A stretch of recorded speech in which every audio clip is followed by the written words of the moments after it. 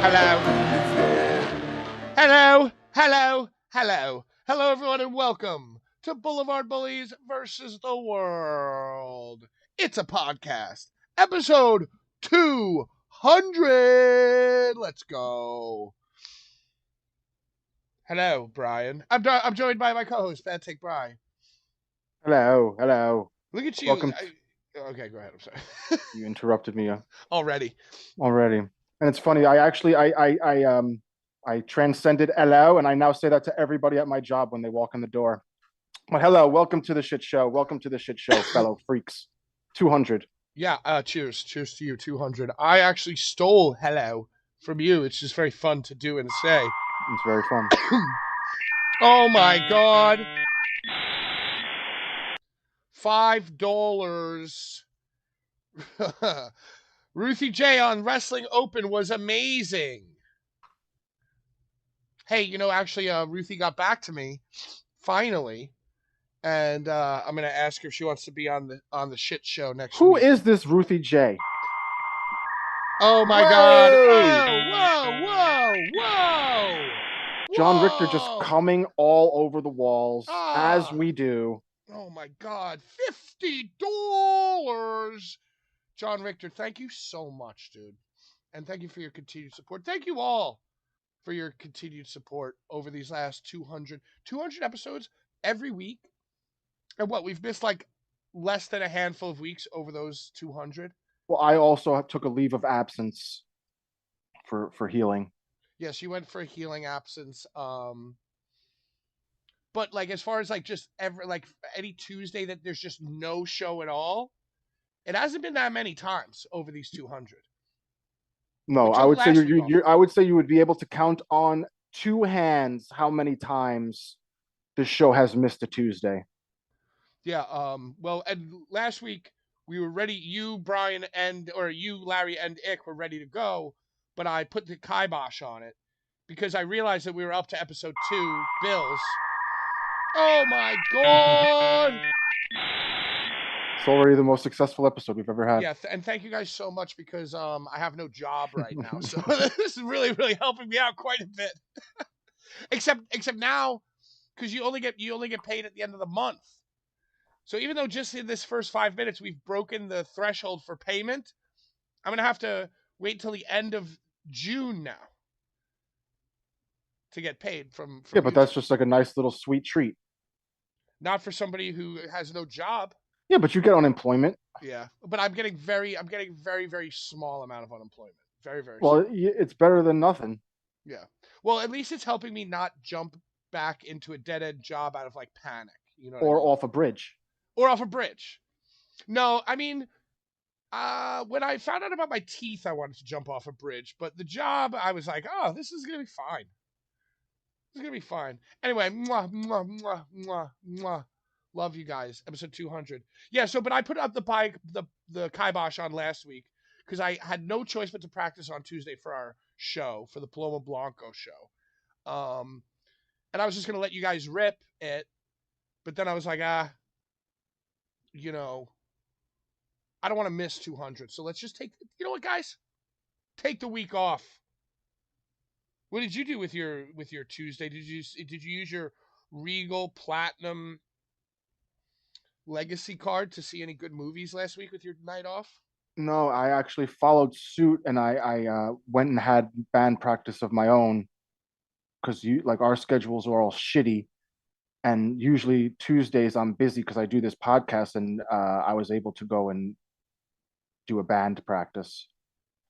I haven't seen a movie in a while with my pass, but I am the next movie that I will see is going to be Scary Movie 6. What? You got to go see Obsession. Everybody's talking about this movie Obsession. Well, just because everybody's talking about it doesn't mean I have to go see it. Yeah, but I mean, you've seen a lot of... I can see it when I just don't have I could just go because it's free. Like, I don't know, I'm just lazy, and like I don't want to get out of bed sometimes. You're into fitness now. I work out. You're all into fitness. It's nice.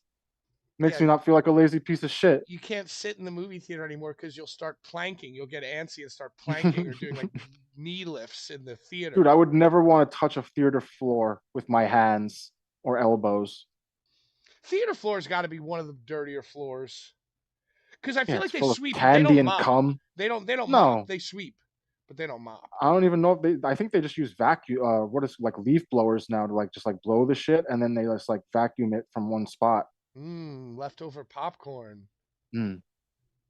I feel like if you sweep up a movie theater at the end of the night, you might find like $100 in the Oh, kitchen. I've left things in movie theaters that I'm very upset about. I've lost I had a ring. My father got me this is my dead father's ring. It says PG.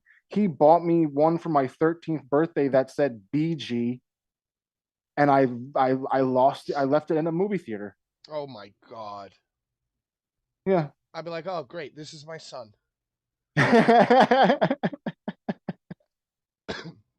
Great.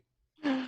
Great. This is my blood. This is my air. This is my living air. Left the ring in a movie theater. Lost it. Mhm. And I honestly, I'm probably a piece of shit, but I never told my dad that I did that. I always told him that I didn't want to wear the ring because I didn't want to lose it. And I was keeping it safe and sound.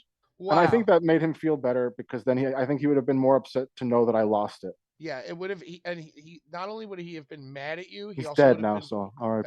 hey. Sorry about the ring. But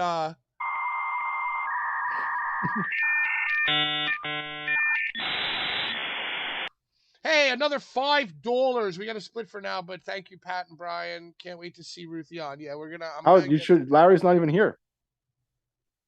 Thank Larry. Well, Larry will be. He'll be here. I'll tell when Larry gets here. I'll tell him. But yes, thank you. I'm gonna. I was kind of trying to get around. I didn't realize that Ruthard was in town. Rupert Ruthard.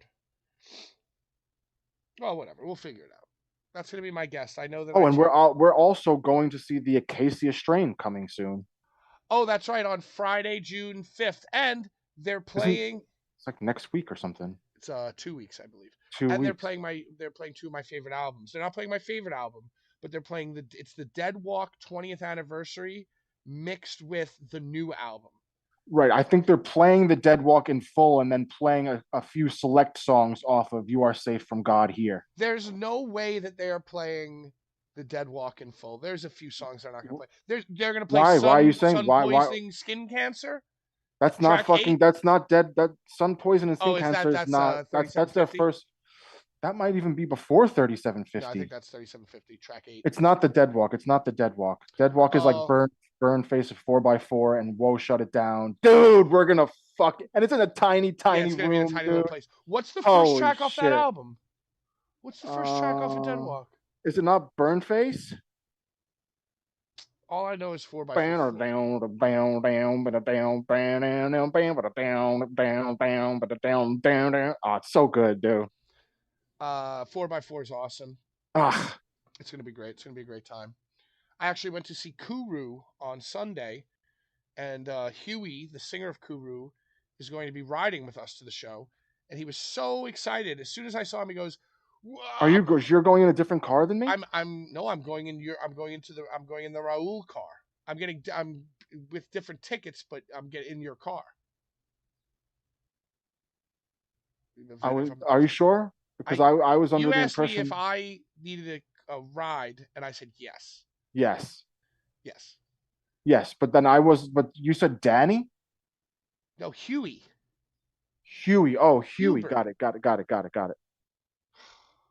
Anyway, Sorry. he was so excited. He ran right up to me at the show and was like, "We're gonna have the time of our lives." Oh, dude.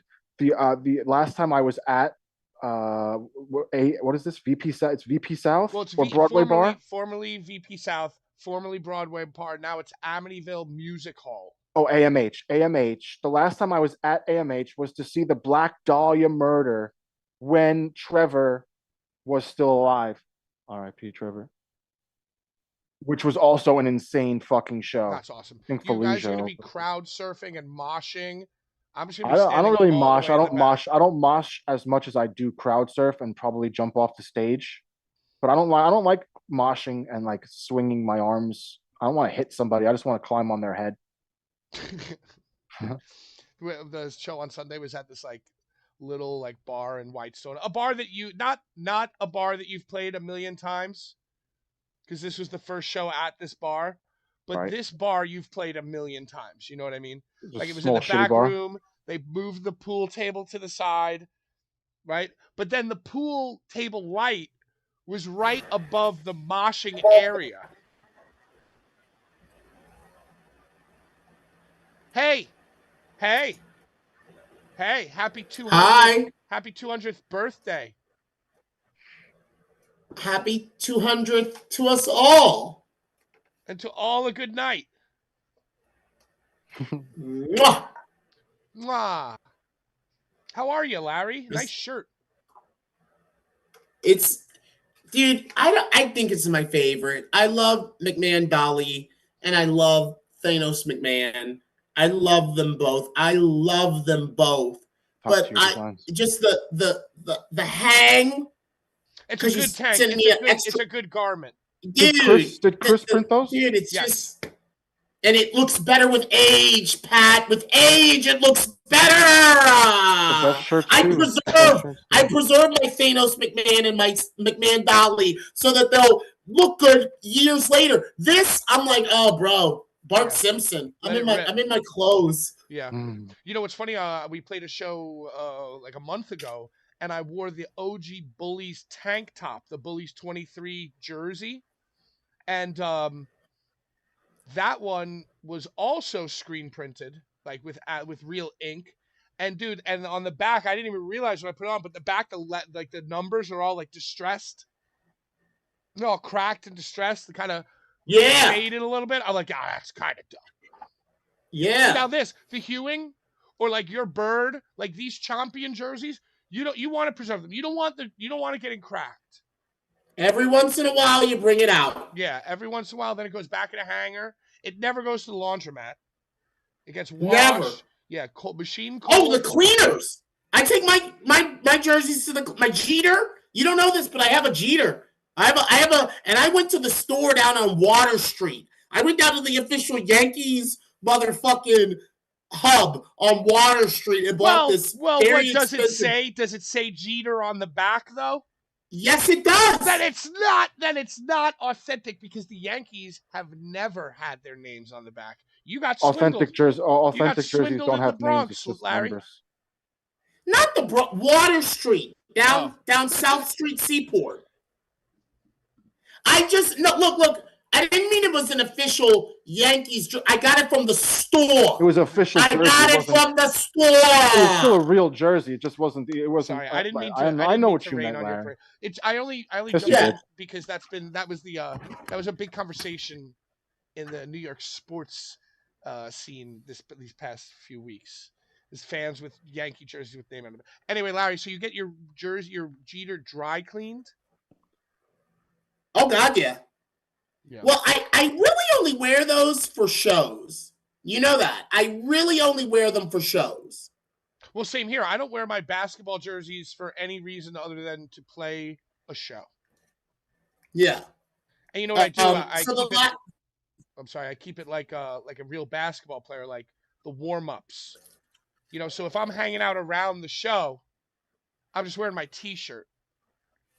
And then when it's time to play, and then when I'm setting up my gear, T-shirt still on, sunglasses still on, and then when it's finally time to hit the first note, shirt off, reveal the jersey, Larry. I feel like you would appreciate that because you have a flair for the fashion dramatic as well. Yes, indeed, I do. And the last time I wore my bird jersey was that show that we all were in XP. That's the last time I wore it. Yarsh. Yars. It's almost 3 hours now. Yeah, but dude, that's the last time I wore it. John Richter, I'm going to take you up on that offer. I'm sending you some OG images, and you can make a small batch for us. That would be amazing. Because the thing is, that Thanos McMahon, that's like an 8-color, 9-color shirt. That takes a very specific printer and printing method. You know, so if I'm not in my car going to show setting up a merch table, doesn't really make any sense to have that on hand. You know.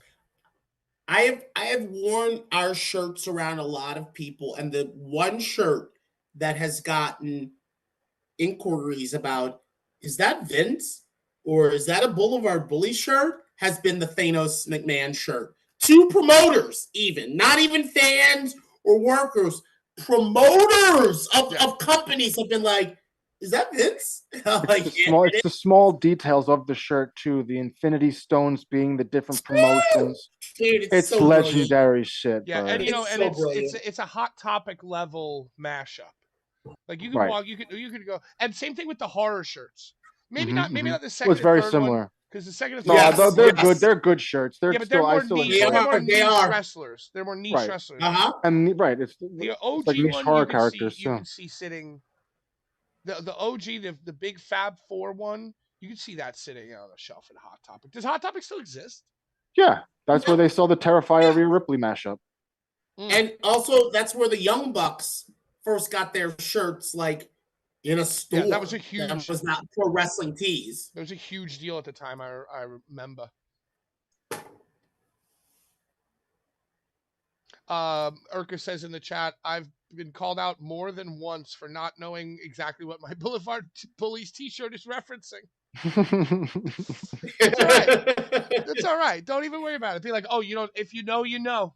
They're deep cuts sometimes. If you know, you know. If you know, Yeah. Yeah. Just before you even stumble upon finding an answer, immediately turn the tables on them. Reverse the pressure, as they would say.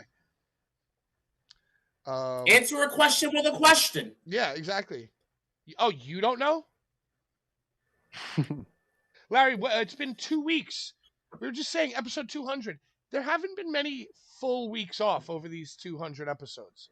Sometimes we'll switch up the lineup, you know, or somebody will take a sabbatical, or we'll have members come and go, CUM. But there's been probably less than 10 times over 2 years. Think about it. 52 weeks a year divided by 200 weeks. It's 4 yards. That's almost 4 yards. Yeah. Hey, you know us. If we start it, we don't quit. We don't quit. We don't quit. Okay? If we start it, we don't quit. Okay? No. So it's like it came to be. I can't believe we've done it for these years. What are our Mount Rushmore of Boulevard Bully episodes? Should we do episodes? I think we did that. We did do that. Elliot, I didn't look at the notes, but you and I. Well, okay. So do you want to do podcast moments, or do you want to do guests only? No, we did. I guess we did Mount Rushmore Boulevard Bullies guests. That's what we did. That's the one that we had done. I mean, I feel like that's easy. It's Sabu, Nick Gage. Well, that's your opinion. It's not easy for okay, you. All right. I forget what it was. Do you guys have them in your mind? I know mine. What are your 4 favorite guests? Well, then you take the floor. I would say Sabu. Mm-hmm. I would say Roberto Negro. I would say Necro Butcher. And then I would have to say the 4th one's always the hardest one.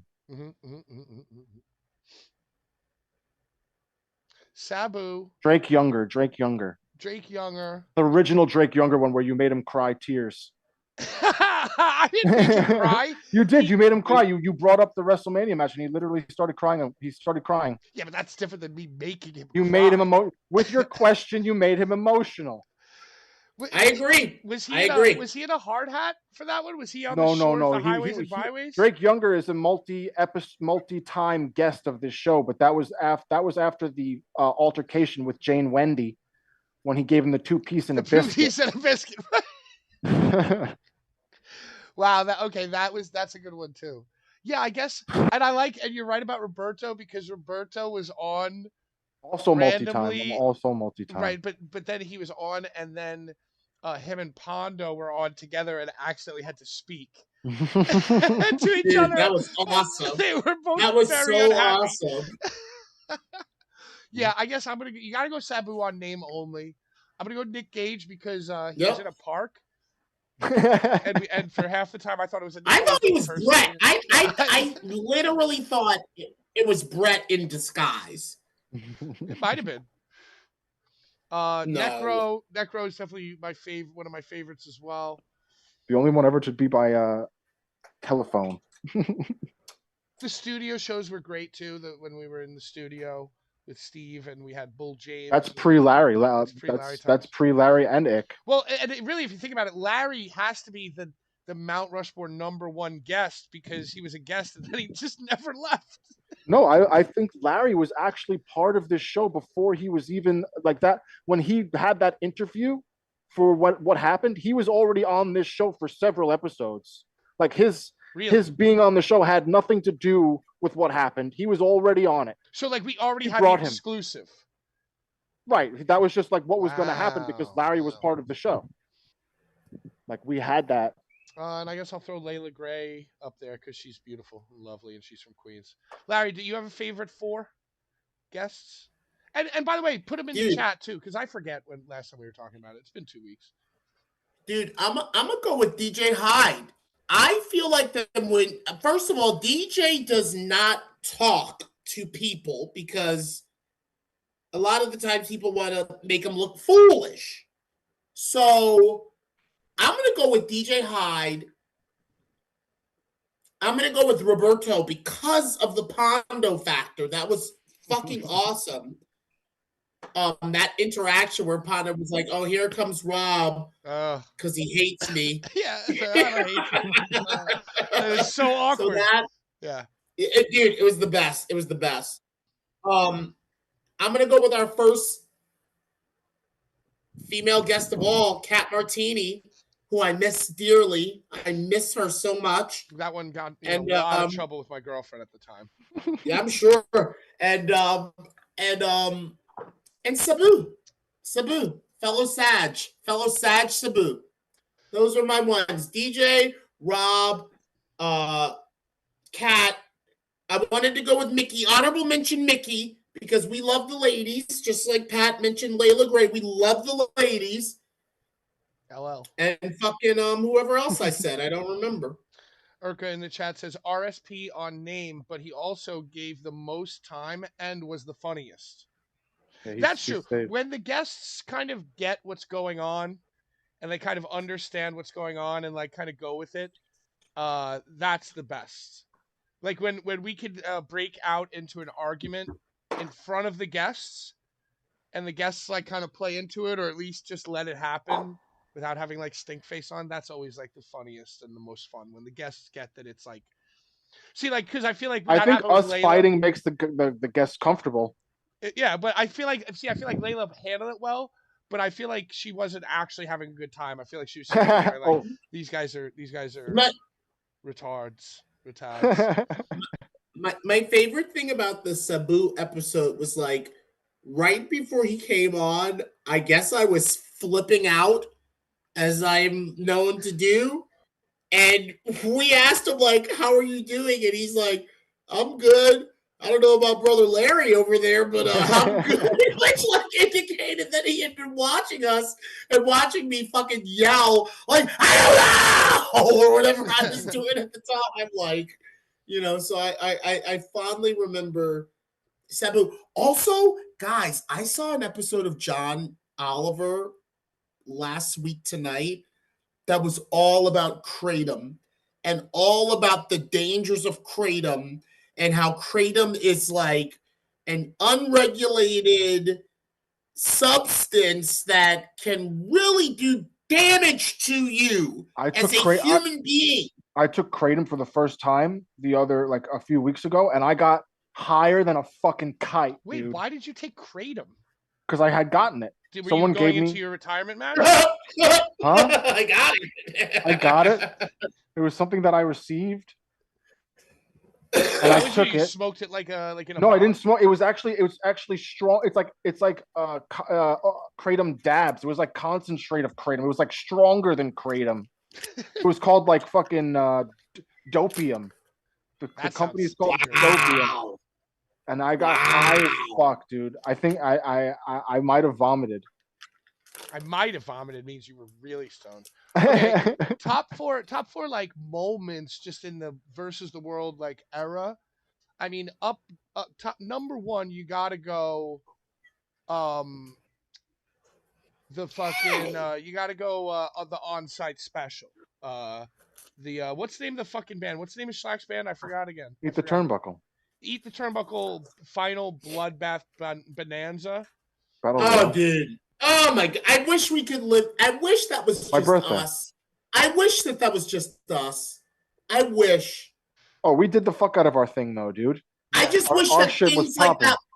Dude, I just wish things like that would happen more often that we could convene for, you know? Well, like that was an expensive fucking outing.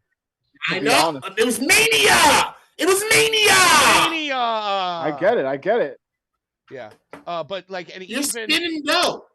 Yeah, I mean that was an expensive well, also we decided last minute to buy WrestleMania tickets. Right. Which made it very expensive. If we were just in town for the ETT. Right. My father just died and I had a whole bunch of money from his inheritance, so I didn't give a fuck. I remember that. Yeah, I remember that. I sat in the last row of the stadium for $90 and you choose not to for a significantly larger amount than that. I paid like $1,000 for my tickets. $1,000 each. I paid for two. And they weren't even that. They were pretty good. They were good seats, but like I should have just like got like the best. I should have just like sat front row at that point. Right. Yeah. You were on the floor. That's where Brett and Jimmy Lloyd were. I'm a fucking stupid dick. You should. So it's like once you're past a certain threshold of money, it's like, well, I might as well just throw another 500 each and sit like closer. Right. Well. Still there. I finished my story. Bloodbath. Both bloodbaths, I would say, were the backyard barbecue bloodbath bath. Dude, what are we doing? What are we doing? Yo, and this way, we live streamed the contract signing from Sean's home. Right. Which is actually technically extremely impressive. That we ran the wires and I set up a little desk with a little camera. I remember it being annoying as fuck. I remember it being like annoying as fuck. But we figured it out. We figured it out, and we did the. Oh my god! Oh, my White Claw! Yeah, that get the doctor! Ended up get the doctor! Because we were like, it was like, Pat, do you have any like? Let's go to the questions from the audience, Pat. And then I flipped the camera to myself because we had a switcher, dude.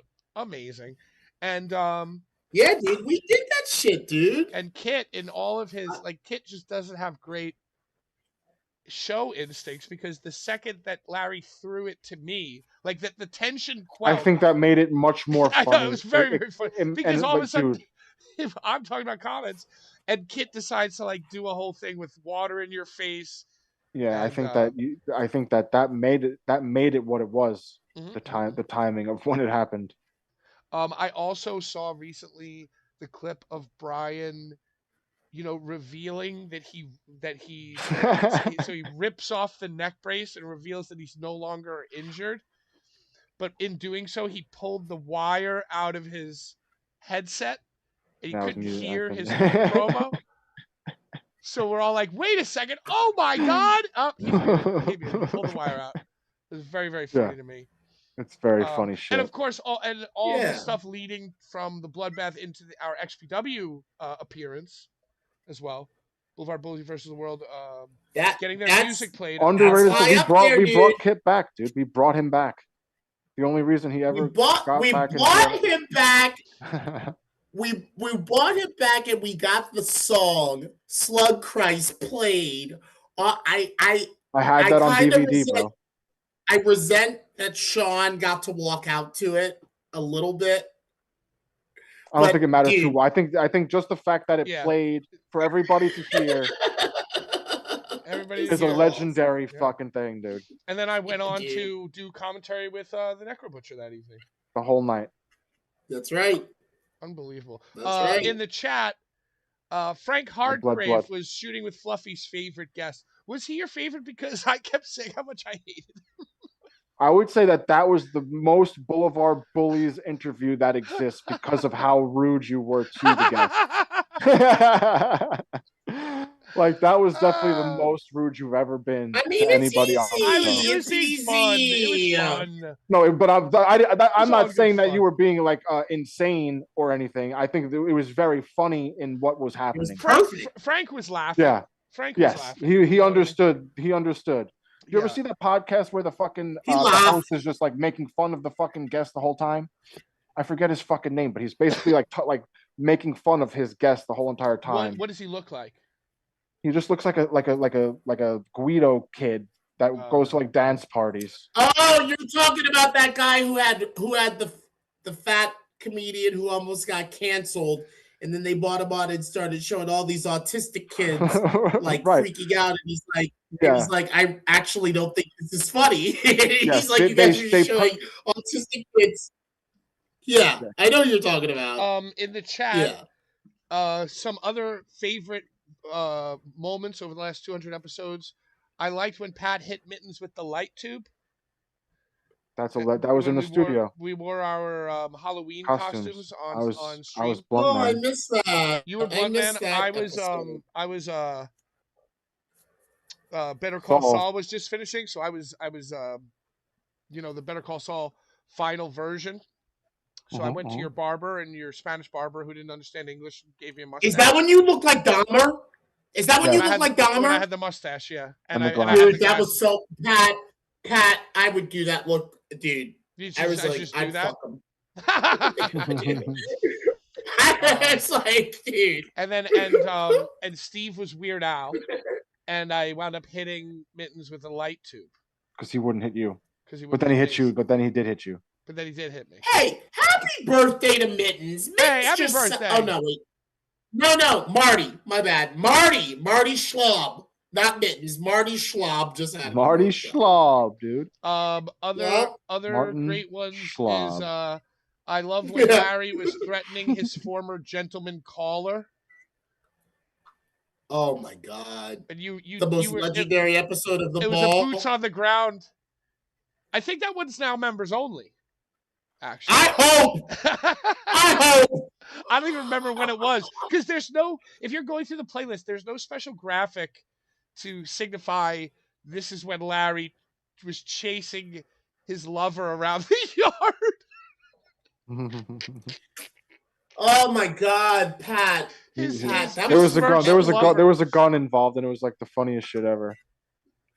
It was a nightstick. It was a big boss man nightstick. I said, you want to fuck with the boss? Just like, oh, dude.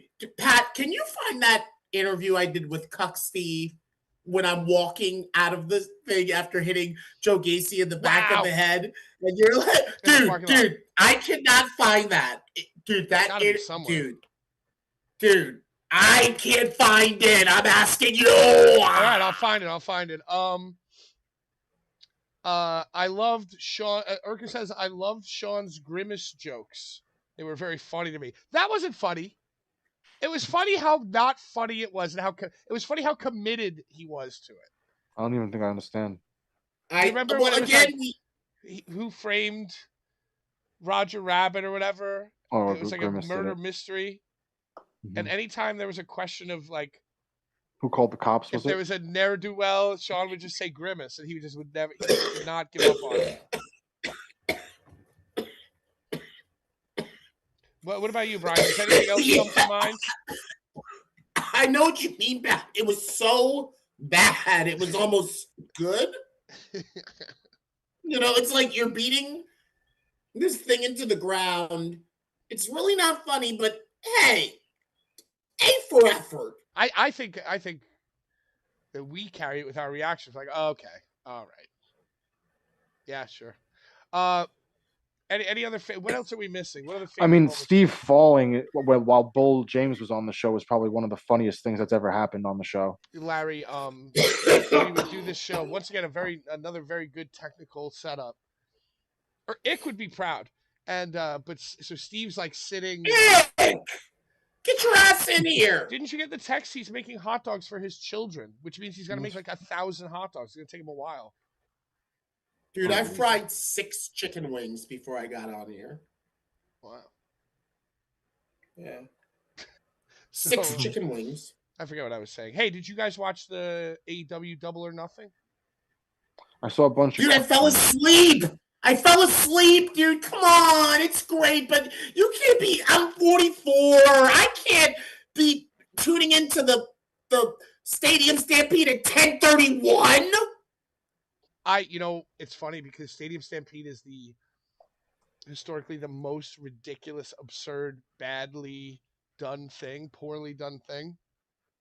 And I too fell asleep. But Larry, let's be honest. We're settling in. We're smoking. We're drinking. Of course, we're gonna fall asleep trying to watch And plus, you an guys are like 8-hour thing. 47 years old. 44. I'm 44. But I went back because the Stadium Stampede actually drew me in to watch it again the next day. Brian, did you watch it? I saw a bunch of clips from it. I know. I read along with what was happening. I didn't watch it per se. But did you see what Chris Jericho did? What did he do? Of course. I saw You what saw he it. did, but I He don't know. watches us. He watches us. I enjoyed what he did. He did the Sabu and then put himself through a table. He watches us. Well, the Dude, you should. Pat, did you put that? Did we put the thing up of us at the top of the garden of the Melrose Ballroom? Did you put that up? No. God damn it! Sap fucking Boo on the anniversary of his death. And then we smoked on the roof with Beach Sabu. You know why I went through it? I actually did go through it, but the interaction with Sabu has so much Aaron Kaplan in it that it You made see, me I knew sick. it. I knew it. It made me utterly I sick. thought it was gonna be the. I thought it was gonna be the Stauffer. I thought it was gonna be the Stauffer vibe into his theme. No, but that's with me actually and Cuck Steve. There's a lot of Cuck Steve in the Sap fucking Boo. Because I knew it, dude. and it's just like when I was a kid skateboarding. Like my friends who were not great at skateboarding, I would film them, and they would get great clips. And then when it's time for me to skateboard and do my trick, they get really bad clips of me. They're not like paying attention. It's like they're just like they're not like they're focusing on. So it's like, yeah, that shot of you and Steve completely in focus with the ring behind you, that's a great shot. But it made me utterly sick. I'm like, dude, this is horrifying. Why am I the cameraman? Whatever. Cuz, yeah. Pat. Cuz. You know what? I'm gonna do it. We're gonna edit around it. How about when you got Sam Roberts to say, "I love the Boulevard Bullies"? Do you remember that when he's like, "I love the Boulevard Bullies"? Oh yeah, I love the Boulevard Bullies because we pressured him into thinking that if it's something he didn't know, that people would think he sucks. Yes, dude. Yes. He's like, oh, this must be a thing that I. Yes, dude. I don't know that about. Is the way. That is the way. Yeah, oh yeah, I love the Boulevard Bullies. There's there really is. We were going to. We had a plan to go to the AW Double or Nothing and do some boots on the ground, but it basically rained like all day. And then I learned that it was in the tennis stadium, but it was inside. It's like that tennis stadium, like that Billie Jean King, Arthur Ashe complex, whatever. That's like its own village with like shops and things like that. So you need tickets to even get into the village. Now, don't get me wrong. Me and Brian unleashed inside the tennis village. Forget about it. That would have been awesome. But next time, we'll get more man on the street stuff going on. Hey, happy 200th birthday. Hey, congratulations to you guys for having 200. That's a big deal in the world of podcasting or talking. Yeah. Dude, I'm going to reiterate. We don't quit. You're looking at a Taurus, an Aries, and 2 Sagittarius. We don't fucking quit. People quit us. They quit us. We don't quit. I just can't quit you. Hey, how was... I just can't quit you. How is the... How is the House of Glory? Ladies and gentlemen, CEO and Chief Operating Officer of STF Media, the Rhinestone Cowboy himself, Icarus Ick, Icarus, father of 10. And you were at Shaker House. of Leo Rush's hand. Yeah, well, that's Yeah, what I'm yeah, getting at. yeah. That's what I'm getting at. You were at Hog. You do the Hog stuff, and that's got to be like your best gig, right? I mean, that's like insane. They packed the I place. love House of Glory. We lost them for a short while, then we got them back, and we've been consistent ever since. If you've never been to a House of Glory show, you're a fucking idiot. It's worth the travel, no matter where they're at. I mean, I've been to several back in the. Oh, sorry, Larry. No, you. No, I was just saying, like, I am obviously from Queens. I used to go to HOG a lot when my schedule was different. I was able to go to more HOG shows, and I had a van that I was driving to go to see HOG. And it's funny because the owner of HOG, Brian XL, or old owner, I don't know if he still is. no, he still is. He still is He's the Brian owner. XL. Okay, He yeah. So owns But it. it's Reds. he But owned. hey, hell, hold on. We got to understand that it's Reds. It's not Or, Brian's. It's Reds. Like it's when it It's comes down. but I think theirs. Brian It's XL. theirs. I think It's back in the theirs. day, Brian XL opened Yeah. the gym, the HOG gym in Ridgewood, which was right literally under where my friend Vinny lived. So you could literally hear the people training and smashing on the ring from his apartment. And then Brian XL gave me like he would give me like tickets to the shows for free. He would give me like 15 tickets, and I would just like bring my friends to the shows. People would be fucking This fighting is for years those and years now. ago, right? It You- definitely was not as big as it is now. Yeah, you'd be fighting for free tickets now outside of Amazora or wherever the fuck they're at in LA and shit. Like, It was always awesome, though. It was always awesome. but I'll tell you this, like that place was shaking so fucking bad from the if you know who Sweet Cheeks Joey Silver is, he took on Charles Mason for the House of Glory world title. And that crowd popped so hard for Sweet Cheeks, it was absolutely insane. It was literally shaking in there. Candy And I was guy? on the left side. I was doing ringside cam, so it was intense from the start until the end. Sweet I mean, Cheeks, the candy guy? yeah. No. He got a title shot. Mason called him out because he's beaten everybody that's came in front of him. Not by always doing illegal things, but he's maintained that title. Amazing. And then Lena Cross kicked the shit out of Shotzi Blackheart that was attacked by Steph DeLander pre-show. Then Leo took on infamous Darren Richardson, and that match was a banger. Leo is just walking art. That's all I'm gonna say. I had an epiphany about him the other day, and that I feel like, we're living in Danhausen's world right now, right? But Danhausen can't fucking wrestle like Leo, not by a long No. margin, right? No. So I feel like right now there is a scenario where Danhausen is like the paver of the way for Leo Rush to finally, like, I feel like his clips are kind of already viral. He does, like, the pictures he's taking. He completely changed his look. He's like a little bit of a Papa Shango type. And I just think once Danhausen gets stale, wait until you get a load of Leo Rush, who can be funny as well, who his character is inherently a little bit funny. I mean, yeah, that's. I'm glad you pointed that out because a lot of people are finally realizing that, like, he's not full on, like, demon type character.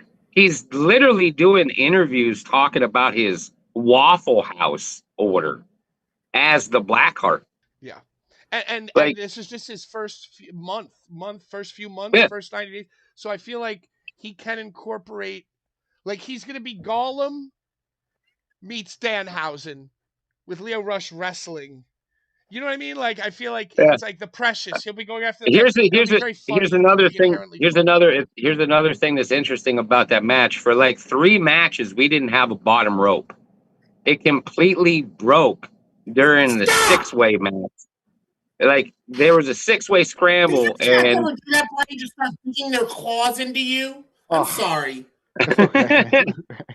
So like, yo, she knows I'm paying attention, and she just like dug her claws into my cat. She wants you to pay attention to her.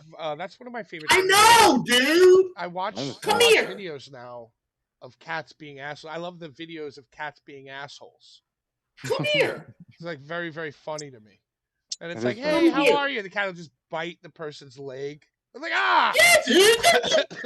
Dude, they're hellions, dude. It's They're awesome. hellions. They are little shits, aren't they? No, I'm sorry, Ick. Keep going, Ick. I'm sorry. Oh, I'm sorry. so- She fucking... Larry, you can interrupt me anytime, brother. It's all good, man. So for 3 matches, there was no bottom rope. And that included the cruiserweight title match. During the 6-way scramble, the rope completely shattered off the turnbuckle and almost smashed right into my camera. They fixed it right before, I think, the title match for the world title. They stopped it. We didn't take an intermission. It was like a timeout. And Dave Adams tried to pull the best Larry he could and talk to the crowd.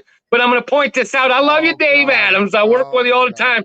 But, dude, you can't talk, brother. You can't do what Larry does. You can't do it because the people told you to shut right up. Oh, yeah. If he came up to me, I would yell at him. Dude, let me just say one thing. Joey Janela, the bad boy, says that David Adams is by far the best wingman that you could ever have alongside you at a bar.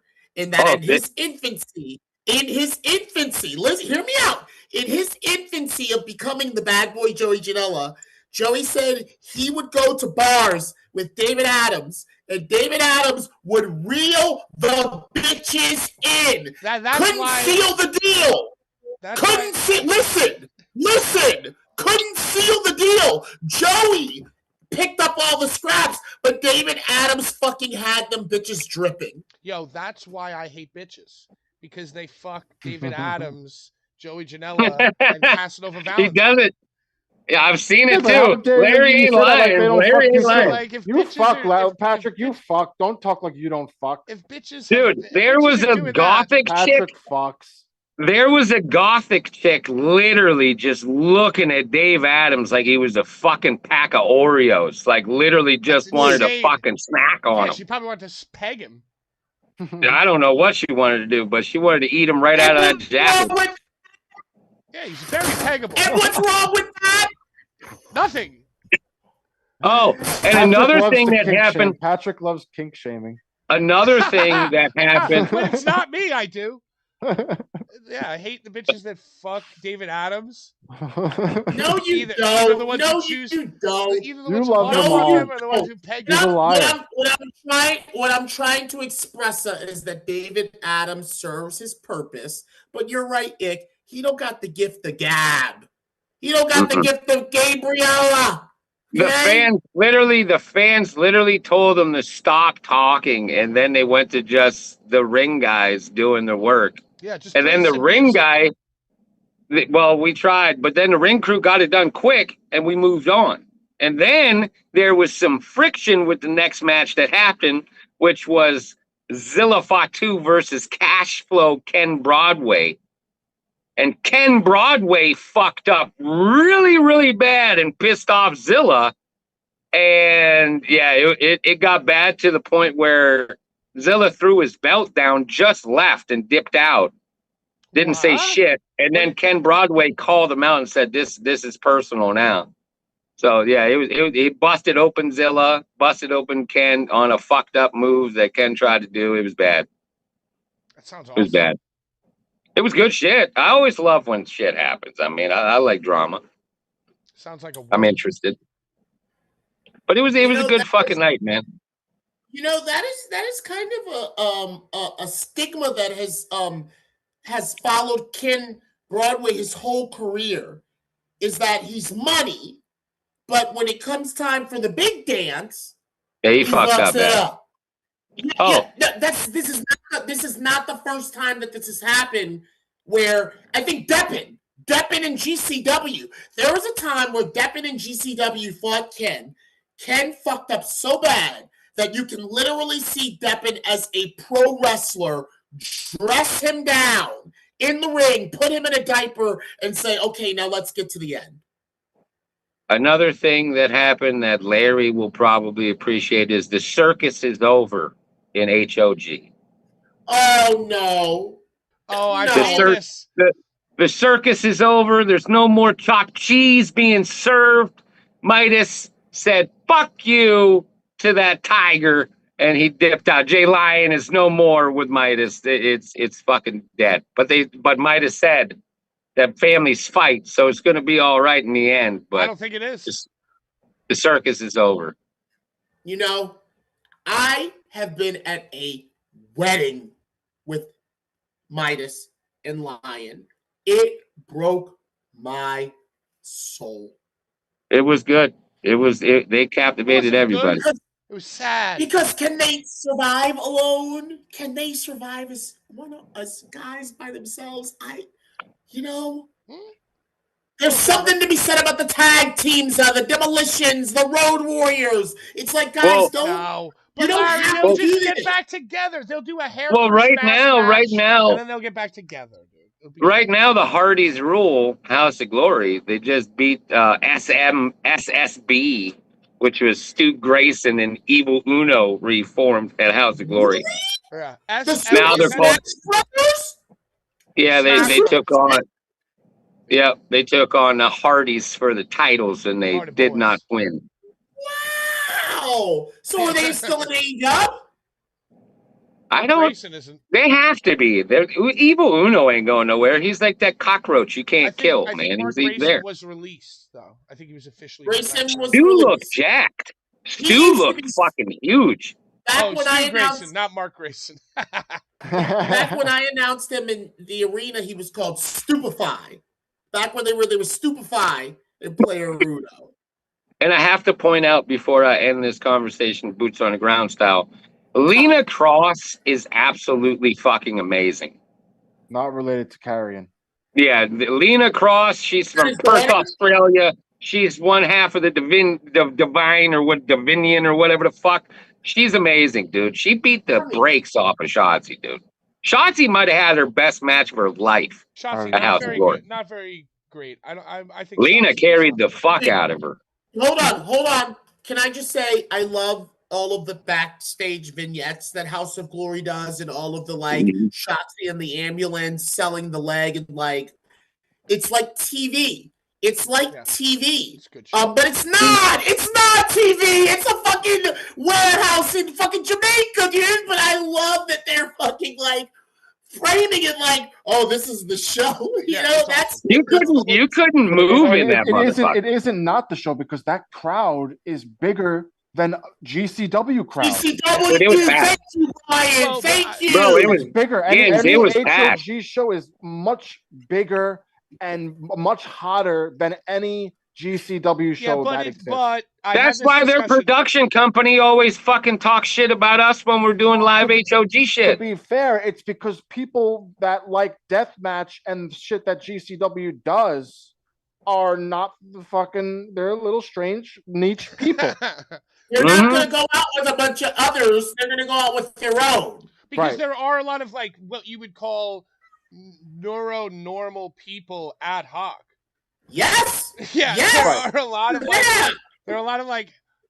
hot men, women, normal. Hog brings in the norms. Right. Oh, it was goth night. It was goth night. It was goth night because of the Hardys.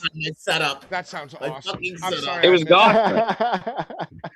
That sounds so cool. But I did have this discussion with somebody, and I was actually on the side of the argument. Yeah, that Hogs crowds beat every indie, right? Dude, even if it's it looks like Queens, I'm bad at this. Queens is a wrestling town. They love wrestling. 1,500 people to me. Maybe let's say it's 800, whatever, right?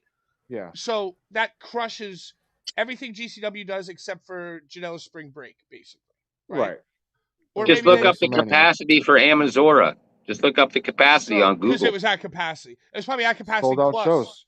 Yeah. But anyway, the thing about GCW is that they are on a constant nationwide Earth tour. So it is different. So yes, when you see Hogs cards, Hogs action, Hogs production kills GCW in every way, but Even when GCW is hitting GCW was every doing town less every show, weekend. when they were doing less shows, they still didn't have crowds like HOG. Yeah, but when they were doing less shows, HOD didn't have crowds like HOG. You know what I'm saying? I mean, So HOG has consistently been able to. They've been pretty good. No, Even when I was dude, going to those shows, when I would bring my 15 friends with the free tickets, there was still a decent amount of people yeah, there. you're right. Dude, Those Hulu Amazon shows were still pretty packed. I would say that those shows are more comparable to the GCW shows that exist now. Well, yeah, okay, I'm sorry. Go ahead, Larry. It's okay. I have so much insight into the HOG phenomena. I have so much insight into it, and it all goes to Brian XL. That's why I was saying when you were like, it's Reds. I'm like, no. It's theirs. Like, Brian XL might not have as much of a role as he did when Brian was going, but bro, that's his bank flow. That's his bankroll, bro. Well, I'm saying, well, there's a reason why I'm kind of hinting towards it's his, because there's something about to happen that nobody's gonna really expect, and it might involve. Master P is coming. No, Master P has nothing to do with it, Larry. I'm gonna bury that. I'm gonna bury that right here on live. Master P's out. So Master P was asked a long time ago to do it, but Master P chose to do his basketball career instead of being partners with Brian for House of Glory. So it never happened. So I thought the same thing, and Brian just laughed at me. He's like, nah, man, it just fell through. Brian XL almost. Wow, that is not. I don't think that's widely known. I think people still think Master P is because of Cody. So there you go. Cat's out the bag now. Matt, make them say, is not partners at fucking House of Glory. Brian XL threatened to come to my house and murder me once. I would take him serious. I did take him extremely serious. I would take him serious. He's no joke. What did you do? Well, okay, so I was with GC at house, and then I jumped when Amazing Red won the belt. I jumped over the guardrail and celebrated in the ring with them. Oh my god, I remember that! I had like an unofficial press pass. And, oh my god, that's why we need to do a recap and I pushed it to its very, very limit. And we got like probably like 2.5 minutes of like a good little video there. And but then when I edited and posted the video, I said, check out what got me banned from House of Glory. Which didn't happen. I didn't get banned. Nobody even knew it happened. Right? Like nobody even cared. So I put, check out why I'm banned from House of Glory. And then apparently all of the passionate Bullies fans started like messaging like or commenting on House of Glory, free Bullies. And then that got to the attention of Brian XL. So then I went to one of their shows at the Elks Lodge, and I got stopped at the door by Brian, and we had a long, terrifying talk. The night that Ricochet was there? It might have been that, or it might have been an off. It might have been an off night because once I was going to do something else, and once I had that talk, I might have just gone home, or might have just kept my camera in my pocket. Because the Ricochet night was with Steve. Steve was there. Or no, Michael and Liz were there. His lip was busted. Yeah, but anyway, Brian XL very scary, very serious. I did want to point out though that it was an important event because the king of deathmatch fandom that wears mittens was there. Mittens was always at HOG. Mittens was there. No, he barely ever shows up unless I'm saying when I would go to those old, he would be at those old shows when I would go. He was there for this one. That's what I mean. Mittens is there. If it's a happening, the Robert Lotties and the Mittens just come out. Yeah, he was there. He had a whole flock around him, man. Like, I mean, I always thought that somebody very, very wealthy like Master P was involved because they've gotten Ric Flair, they booked the Hardys, they've booked MJF.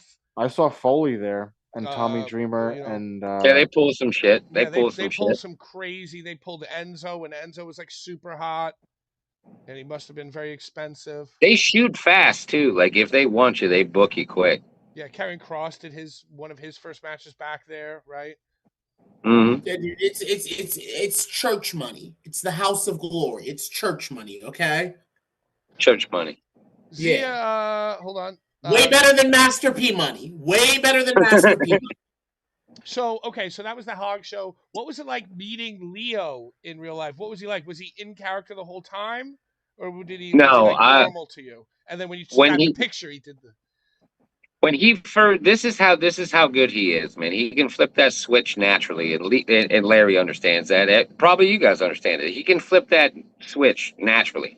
When he first walked in the door, that was Leo who I was talking to. I was talking to the real person, right? And when I saw him after the show, he was just that switch was flipped.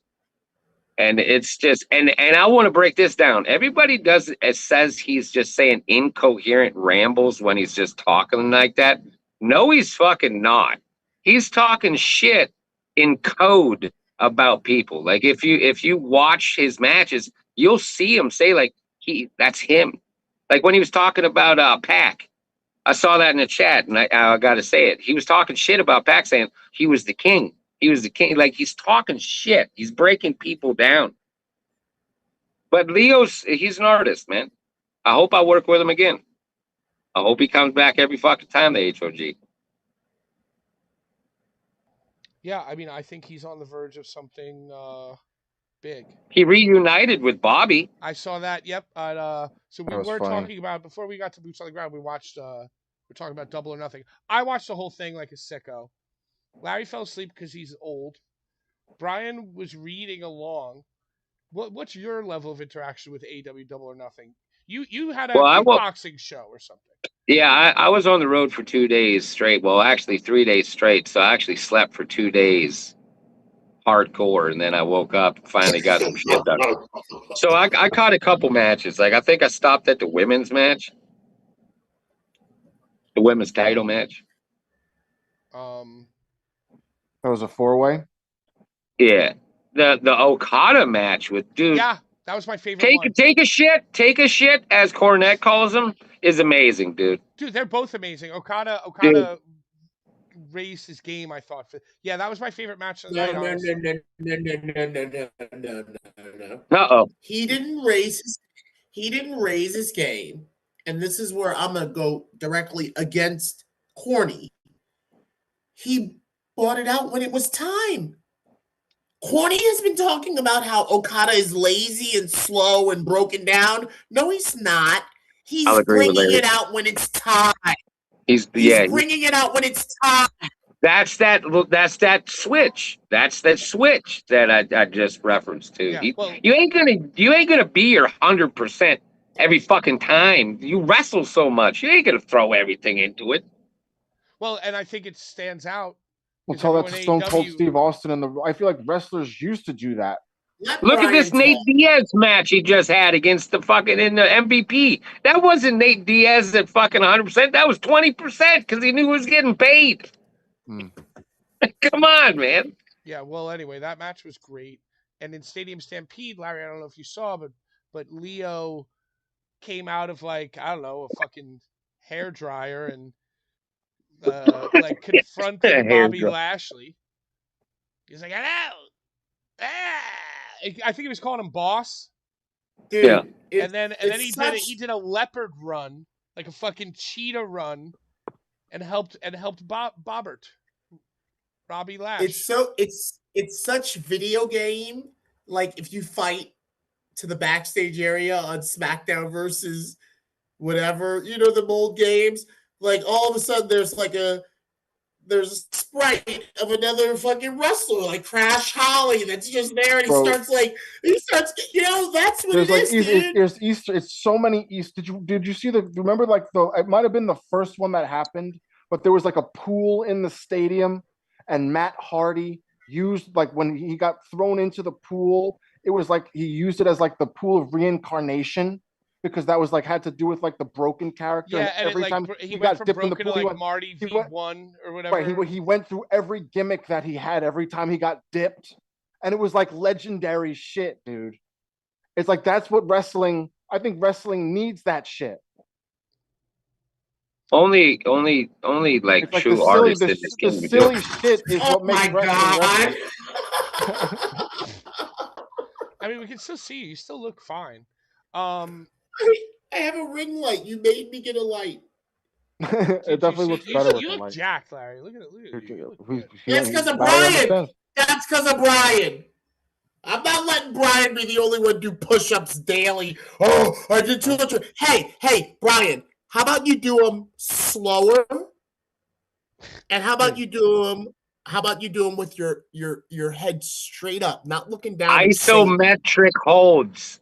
why Isometric holds. don't you do it slower? And why don't you do it with How dare your you? How face? dare you be rude?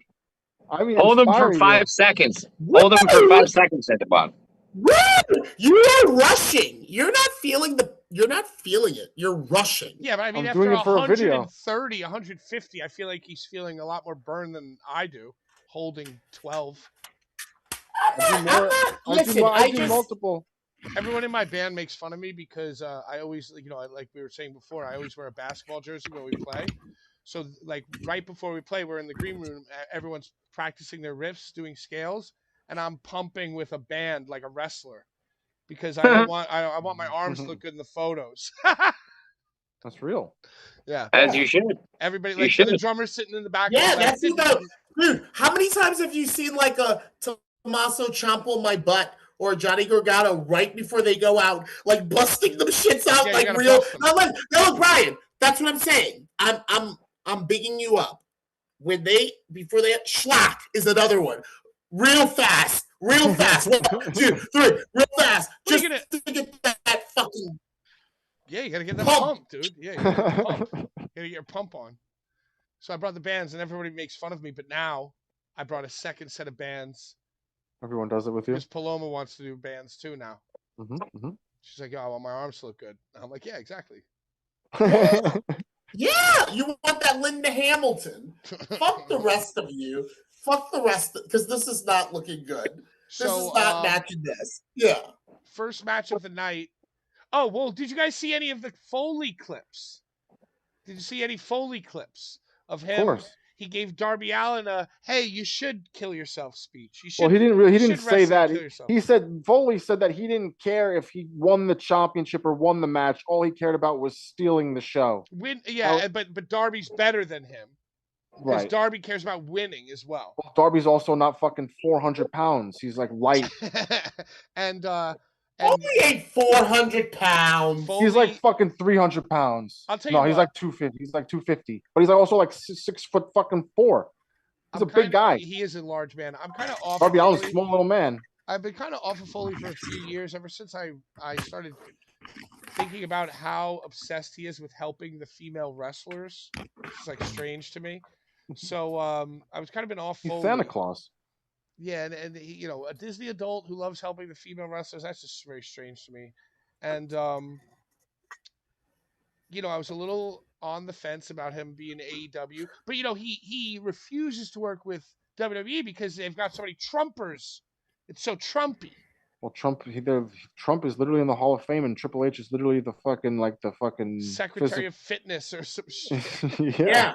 He's Arnold. He's Arnold. So Foley didn't resign. He went back and did the fucking AEW. So I was very interested and concerned. But, he really did cut a pretty good promo. Inspiring Darby. Win one for the weirdos. And did MJF low blow him? Okay, so that was before. So what happened is Foley came out, like they were analyzing, him and Renee were analyzing, and Foley was like, you know what? Like MJF doesn't have what it takes. Everybody knows that MJF flew to Turkey and got hair plugs. So blah, blah, blah, blah. And there's no way he's going to win. Darby's the man. I see a lot of myself in Darby. He's kind of talking shit on MJF. MJF comes out during the pre-show. No. Comes in, confronts Foley. They have a little exchange. And Foley goes, he goes, oh, now that I'm seeing you up close, I realize your hair is wavy. And right now it's waving goodbye. And MJF goes, "Oh, that's cute," and then just kicks Foley in the balls. Darby, and he's gonna punch him. He's gonna punch him with the ring now. Darby comes out, makes the save. MJF runs off. Mick Foley climbs to the middle rope, and he's like, "Don't you go!" And he goes into full like yelling Foley, "Don't you go anywhere, Yes, MJF! I yes, want you yes. to hear this. I want you to hear me, and I want you to hear me good." Oh, my balls. And he basically inspires Darby Allin, and he's like, I was different, and you're different, and yeah, I wanted to steal the show more than win, but you need to win for me and all the weirdos. Win And that's one how for we the knew Darby weirdos. was gonna lose. And then, That's how we knew he was gonna lose. well, once we knew he's gonna lose because MJF isn't gonna shave his fucking $20,000 surgery. Like, and how Right. does that even react to that? Like, I don't think you can go get that surgery and then shave your head and it all grows back. No. And then he goes, and then he says, "Hey." I thought he might have done it. He goes, "Hey." You know, he could have done humiliation it because he rituals. might secretly hate how You know, obvious it is. humiliation rituals, and Max is almost a made man. So shit like dying, like how Vince died right before I think Benoit. Oh my God. every time I see Max, I'm speaking facts. no, dude, So fucking crazy. Max's trunks alone are his humiliation ritual. He wears like a little bikini. That's just knowing his audience. No, it's just taint city, dude. Every MJF match is taint city. You like we to love it. We love it. We love the must So then of MJF. Mick Foley goes, "Hey, Darby, and my good friend that I know very well wants to send you a message. And that message is, bang, bang, Darby Allin, bang, bang." And then Darby, in the match, goes up to the top of the fucking entrance thing and goes, bang, bang, and coffin drops like fucking 15 feet onto MJF from a table, but essentially power bombs himself right on the back of his head, like smashes the back of his skull on the floor from like fucking 15 feet up, and was completely bloody. So He's nuts. like, yeah, Mick Foley's like, "Oh, go ahead, dude. In case you needed any more motivation to give yourself brain damage, bang, bang, Darby."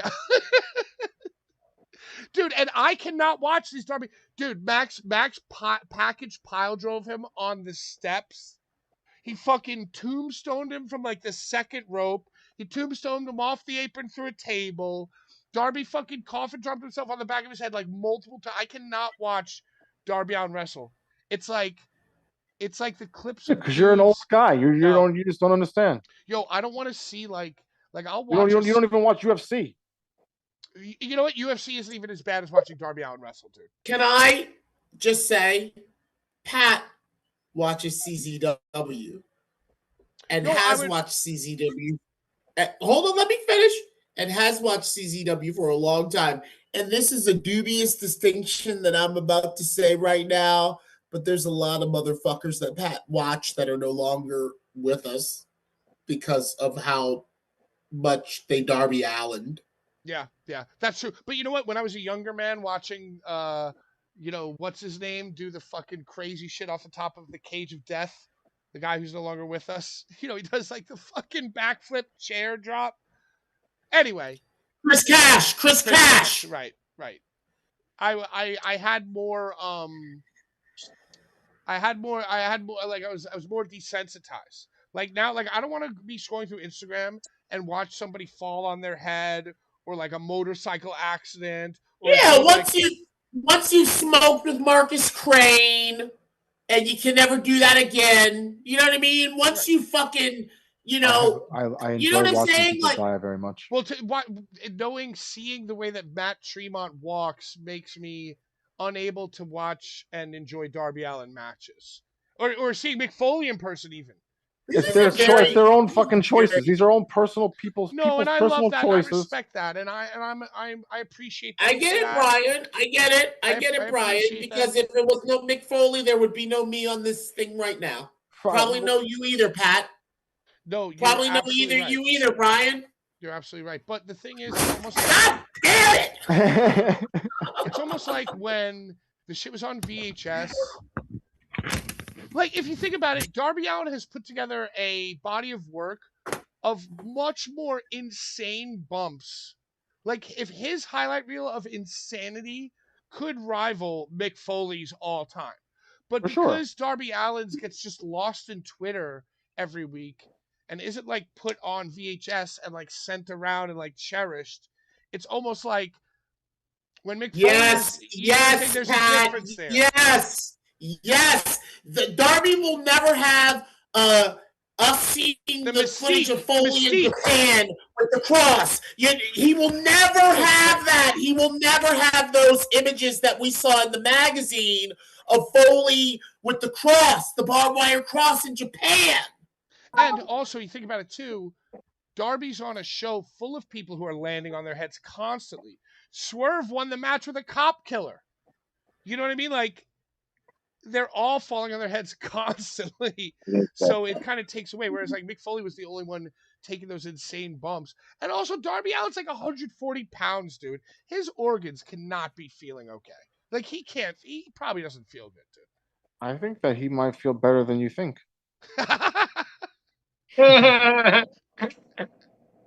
That's fair. He probably might. I think that being smaller and taking those bumps is easier. Oh, it's like a midget. It's like midget wrestling. Not midget, but Brian, I'm saying if you're 300 if you're 300 pounds falling compared to 130 pounds falling, it's a different impact on the floor. Have you bumped? I've been in the ring. I've fallen back on my back. Pat. Yeah, Brian has taken a suplex. Brian has taken a suplex. Pat. Yes. Have you bumped? Yes. Does Brian know what he's talking about? I mean, there might be something to that because, you know, you think about in sports and even wrestling, all the larger men get hurt more frequently, and it's kind of like the larger dogs die younger, the larger wrestlers break down sooner. Like think about Rey Mysterio. It's just science. It's science and gravity. If something that weighs less goes to the floor, it's not going to get as hurt as something that weighs more. It's like you're more compact and maybe you don't get a concussion as easily. I don't know. But, dude, package pile driver on the steps, yikes. Yeah, but if you know what you're doing. There were multiple matches. Okay, you didn't. There were multiple matches on the pay-per-view where they would slow it down and you would see the dude's like head get fucking absolutely compressed. In Bandito, Swerve, there were multiple like things that made me go, ouch, yikes, fucking Okada and what's his name landed on their head multiple times. Fucking, oh my god, Edge, dude, Edge was taking shit on his head. Edge has had like neck fusion, spinal something or other. Yeah, he's not. He's not. Dude, he took a spike pile driver on the table, the announce table. Table didn't break. They showed in slow motion, and it was like, dude, this is not a trick. Like, I'm watching what a pile driver actually does to you. It's like brutal. He was getting compressed. He was getting all fucked up. So that's what I'm saying. They're all falling on their heads. Like, that's why MJF is kind of the best, because MJF, like, he's like wrestling for longevity, I feel like. He's not taking these insane bumps. He's going to WWE, Pat. First chance he gets. Did you see his Ariel Helwani? And guess what? Guess what? Ricky Starks is finally getting a little butt sniff. I see Ricky Starks is finally getting a little butt sniff. Well, apparently it's not going well, though. Apparently, like, nobody cares. And Cody's the only reason why, because Cody gave him the rub. Recommend. I thought it was starting to go good because now he's looking at Royce Keys. Oh, now he's looking at Royce Keys. Royce Keys is annoying. Anyway, yeah. What about my favorite part of the show? I mean, I have it all pulled up. I'm on it. I'm on it. It's 8:30. I didn't say anything. Yeah, it's 8:30 when we're deep in conversation. You're not saying anything, but you're. waving the shirt about like. I can promote. I can promote what we're giving away. Here. All right. At Like least there's not nothing that. wrong. There's nothing wrong with doing that. So Brian, let's get to Larry's favorite part of the show. Explain to everybody how it works, please. Can we have Icarus explain how the All giveaway right, works? give Vicky. You want me to explain how you get that swag right there? Yeah. Well, what you do is you do not comment. That's a Feliz Navidad shirt, GCW shirt. Perfect for an ugly sweater party that you want to Yeah.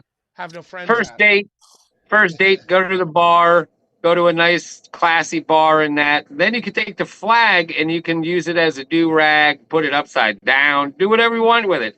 But the only way to get this swag is to do it this way. Don't comment now. What you need to do is when this video is posted, you need to go on that chat and you need to comment there. And you need to comment whatever the fuck you want to comment because we don't care, but we're going to read it and we're going to enjoy it. So comment more. Don't comment a lot, but just do it once. Have your friends do it. Have your mom do it. Have your aunt, have your uncle, whatever. But that's how you get that swag. And then you email Brian or anybody and we'll get that shit. There you go. Couldn't have said it better myself. The stuff that This Brian is how told... you become a made man. You've got to do just like the Masons. You've got to do your recitative of like all of the rules. You got to know all of it memorized, and you got to do your own fucking thing on it, and then you're a bull. So the stuff that Brian's holding up are 18 comments from 2 weeks ago. Because for 2 weeks, 2 Because weeks. we had 2 weeks. So to win that stuff, we're reading the last episode's comments, and so it continues. So from 2 weeks ago, John Richter says, I need some KG details. Get him on the show ASAP. Love you guys. For those who, and thank you once again, John Richter, for your undying support over 200 episodes and your beautiful 200th anniversary gift that you gave to us. And let's do some shirts. Yeah, let's do some. Johnny gives the fucking cash. Let's do some shirts. For those of you who aren't following, Kevin Gill and his lawsuit against GCW for setting up the Patreon and working for free and working for delayed pay and working on the arm. Kevin Gill was suing them. And I guess the court case has settled. That's right. Am I saying it right? Yeah, do that shit. He's suing them. He's suing them. He's suing Brett Lauderdale, GCW. He successfully sued them. And apparently it For big money. His suit has been successful. But the details of payment. Saddle. He got $500,000 or like something like that, $100,000. Well, I mean, you sue them for $500,000. $100,000 is lit. Dude, I want Kevin Gill to get $100,000 from B. Lauderdale. I want to get a few $1,000s from Brie Lauderdale too. I assume. Just because I want to. You gotta go through Gene. You gotta go through Gene to get the thousands. Check this out. Now, this is a very interesting twist because our giveaways, Larry's favorite part of the show, we're very fast and loose with the rules. So we say, hey, comment as much as you want. And this new person, StephMan24, left several different comments that I will now read. I want a damn prize. Prize. Comment. Can't wait to see what the prize is. Let me get comment that. again. I want that prize. It's prize time. I haven't even watched the episode, but I'm here for the prize. Try to win a prize. So that's the prize. Didn't even know what the prize was. But you know what? I assume that one of our lovers or one of our haters probably told this Steph man. That person's never won at a carnival. They've never won at a carnival, and they've never won here on the show. So I'm going to allow it. I'm going to allow those comments to be put into the randomizer. Because we got a lot.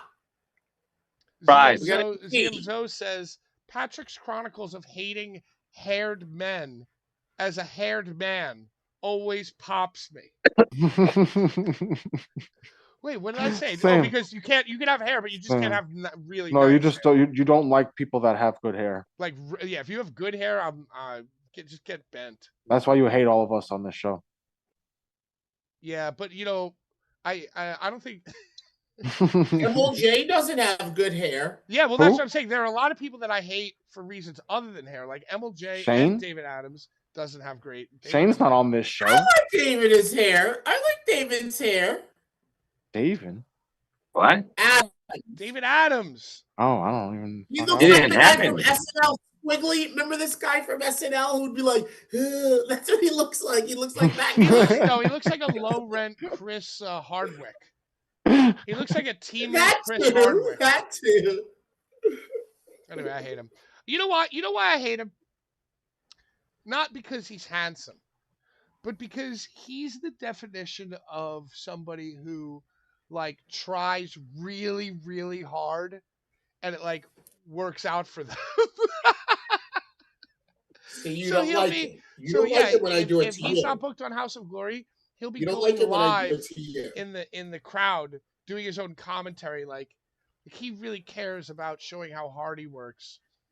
And I think he's annoying. I mean, that's a way of doing it. No, I mean it makes sense. I mean that's like the normal path, which is just annoying to me. Urka Jerk, go Seawolves, the Erie Seawolves. Axel Nose says, Brian, did you see the new Michael Jackson movie with your elite movie pass powers? No, but I heard it was really good. And actually, did you know that his relative Jafar Jackson plays Michael Jackson in the movie? So somebody that is of Jackson blood is playing Michael Jackson, which is nice, I think. Nice. So what are you gonna go see? You're gonna go see Scary Movie 6 with your movie. That's my plan. That's There's my a plan. bong for a popcorn bucket. It's a bong. I saw that, but I already have a bong, so I don't really care. I don't think it's functional though. I think it's functional, I Fred. think they lied about that. No, I think it's a functional bong. That's crazy. Hmm. You got to wash all the butter out of it. You got to wash all the butter out of it Why? because they're You gotta gonna wash have it. butter and all kinds of shit in it. Probably tastes mad good. Very good. I just feel like eating Movie popcorn theater out of a butter bong. fucking bong. Yeah, dude, that sounds No, amazing. I think it was like a parody because like how would you eat popcorn out of a bong? It just No, seems well, like what do you difficult. mean? You gotta like pour It's it out it's into your hand. you can They just fill you it can up. really turn a lot of things into bongs. It's like you can have a thing and they can have it like Yeah, you can turn a lot of things into bongs, but you can't turn many bongs into popcorn holders. what are you talking about? Why would they turn the bong into a popcorn holder as opposed to creating something that is both a bong and a popcorn holder? You can definitely do it, Because even it if the looks just bong. like a normal bong, like with the regular tube. So like, how are you gonna get How the do you know popcorn what out it of looks? How do you even I know saw what it the looks like? video. I saw the video. And you think it's fake? So the video. You think the Anyway. video fake? You ever seen those cereal cups where you can put the milk in I and it's literally have a separated cup from the that is cereal? that is a bong. It's called a cupsy. Anyway, either way, the movie's gonna suck. Scary movies have always been trash. How Stupid. dare you? I've always enjoyed that The first two fucking movie. scary How movies dare that you, were Patrick? directed by the Wayans brothers are legendary movies. Now the best What Wayans is brothers. wrong with you, Patrick? The best What? Wayans brothers movies are White Chicks and the one where Scary Movie is no top tier shit, and White you're Chicks is just the a best. hater. White Chicks is classic. one and Oh, Little Man. also very Is good. Little Man the other one? Little Man not great. That's just Marlon. Marlon Yeah, that's not has good. better That's movies than Little Man. No, Yeah, it's that's very a funny shit because he's a movie. little man. Anything Marlon does since Requiem is great. Requiem, Not Requiem Little might be his Man. best. Little Man's great. Little Man's great. Senseless, Watch it. Let me senseless, and My mom loves Lil Man. Of My course mom she does. loves Yeah, when because I it's a put great that movie. That doesn't on make for it her. It's great. like That doesn't White make it Girls great. except with a little man. Why? What? Back to the comments. Back to the comments. And why would you see Dude, Scary? I give up. I Stop give up. smashing I your can't do studio, anything. Larry. I can't do anything tonight. I just can't do anything tonight. Axel Nose goes on to say, in your opinion, what was the best ICW No Holds Barred show ever? And Larry, you said the first one, of course. And I'm going to agree. I think the first one was the best one ever. And then Brian says, I would have to say No Holds Barred 2, The Drive-In. It was renegade COVID shit. I mean, the drive-in was pretty dope. And you know what? Honorable mention, the bloodshed. The With the bloodshed. lightning. That was just the pit, though. That was like a shit. That was a No, it kind was of the shit. dawn. It was the dawn of the Blood S. It was the dawn of the Bloodus. Yeah, there's mean, definitely better shows where like they did the fucking John Wayne Murdoch fucking did the fucking Texas the redneck destroyer off the shit through the fire with That was Orange the Bite. fucking Orange Bite? bloodshed. No, Dude, if you would let me talk, Brian. Yeah, the first thing no out one of the interrupted bloodshed, you this time. the first thing out of the bloodshed was the pit, but eventually we did chains in the pit in the bloodshed as well. There were actual full in HB4, in HB666. Like those were all in the bloodshed, but they were the actual ring with the chains in the bloodshed. We did both, but the first thing in the bloodshed was the pit. Because I it remember what wasn't you're weather talking about, permitting, right. so they all moved into the barn. Right. Hey, Chris, do you have a favorite NHB event or match? I have. I don't know why, but I was drawn to this match every time, and it was Satu Jin versus Ruben Steele. I loved that show because of that match. Ruben Steele I was don't awesome. remember which one it was. Larry Ruben might. Steele. I don't know. Were you still there for that match? Whatever. That's definitely my era. I want to say that was in Tampa. Some of those Yeah, I don't know. And that some of would those be Tampa either shows at were that. pretty good too. Ricochet Page on the Tampa. roof. Yeah, that was it. That was a good one. I just remember they were going back and forth with fucking gusset plates back and forth. Like they didn't feel shit. It was absolute insanity. Still on the Larry's favorite part of the show, and still on this conversation. You know, Brian says NHB2 would be great, and then Larry comments beneath that, drive-in was enhanced by the nation being afraid we were all going to die soon. And you know what's fascinating about this comment is that it's actually been posted twice. And this entire week, Larry's been complaining about his phone receiving messages twice. And now his WhatsApp message receiving messages twice. And now I'm here reading this comment in which Larry has accidentally commented twice. So I just feel like that's somehow connected. Larry?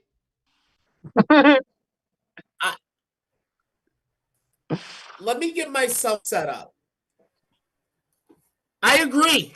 Yeah, there's something, you know, he's like, oh, I can't do this iMessage anymore. I'm leaving. And that's another thing too. We never like work it out. It's always like Larry has left the chat. So now we have to like work it, and now it's like we can't work it out together because Larry's already decided that he's leaving the chat. So it's like, hey, okay, let's do WhatsApp.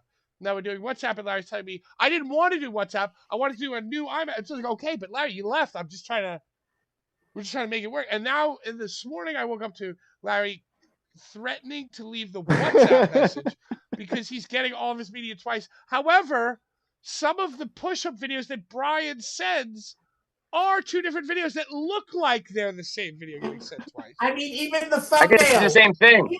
I get the same thing. You get it twice. You get the stuff twice. Even the No, thumbnail. like I literally have every video and every picture. It downloads automatically to my phone. Well, you could turn that off in the settings. Well, I did, and it still does it.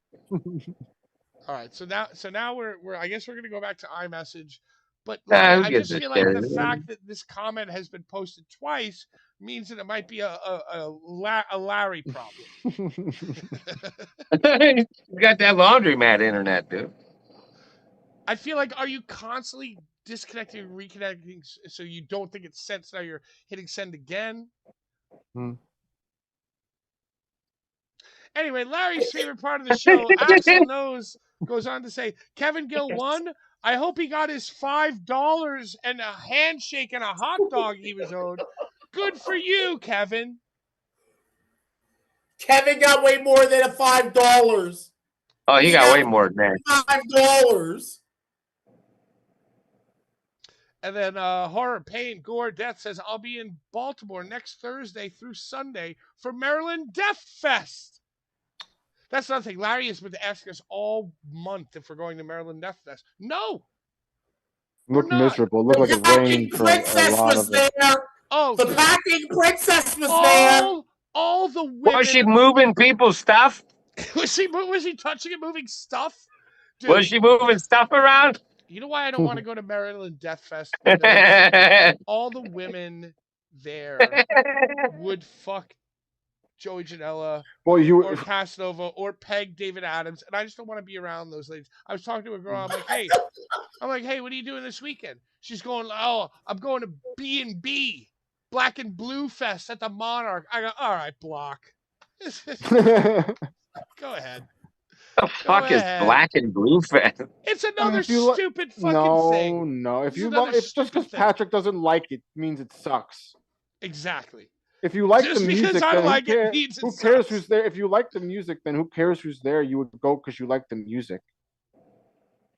Yeah, sure. Gutter Christ was at Maryland Death Fest. There's definitely some sick fucking bands that played at Maryland Death Fest, and you would be a silly man to disagree. Yeah, I want to be on. And Mike Giuliano was there, and I would have met up with him, but I can't even drive anymore because you got your license suspended. That's right. No way, really? Yeah.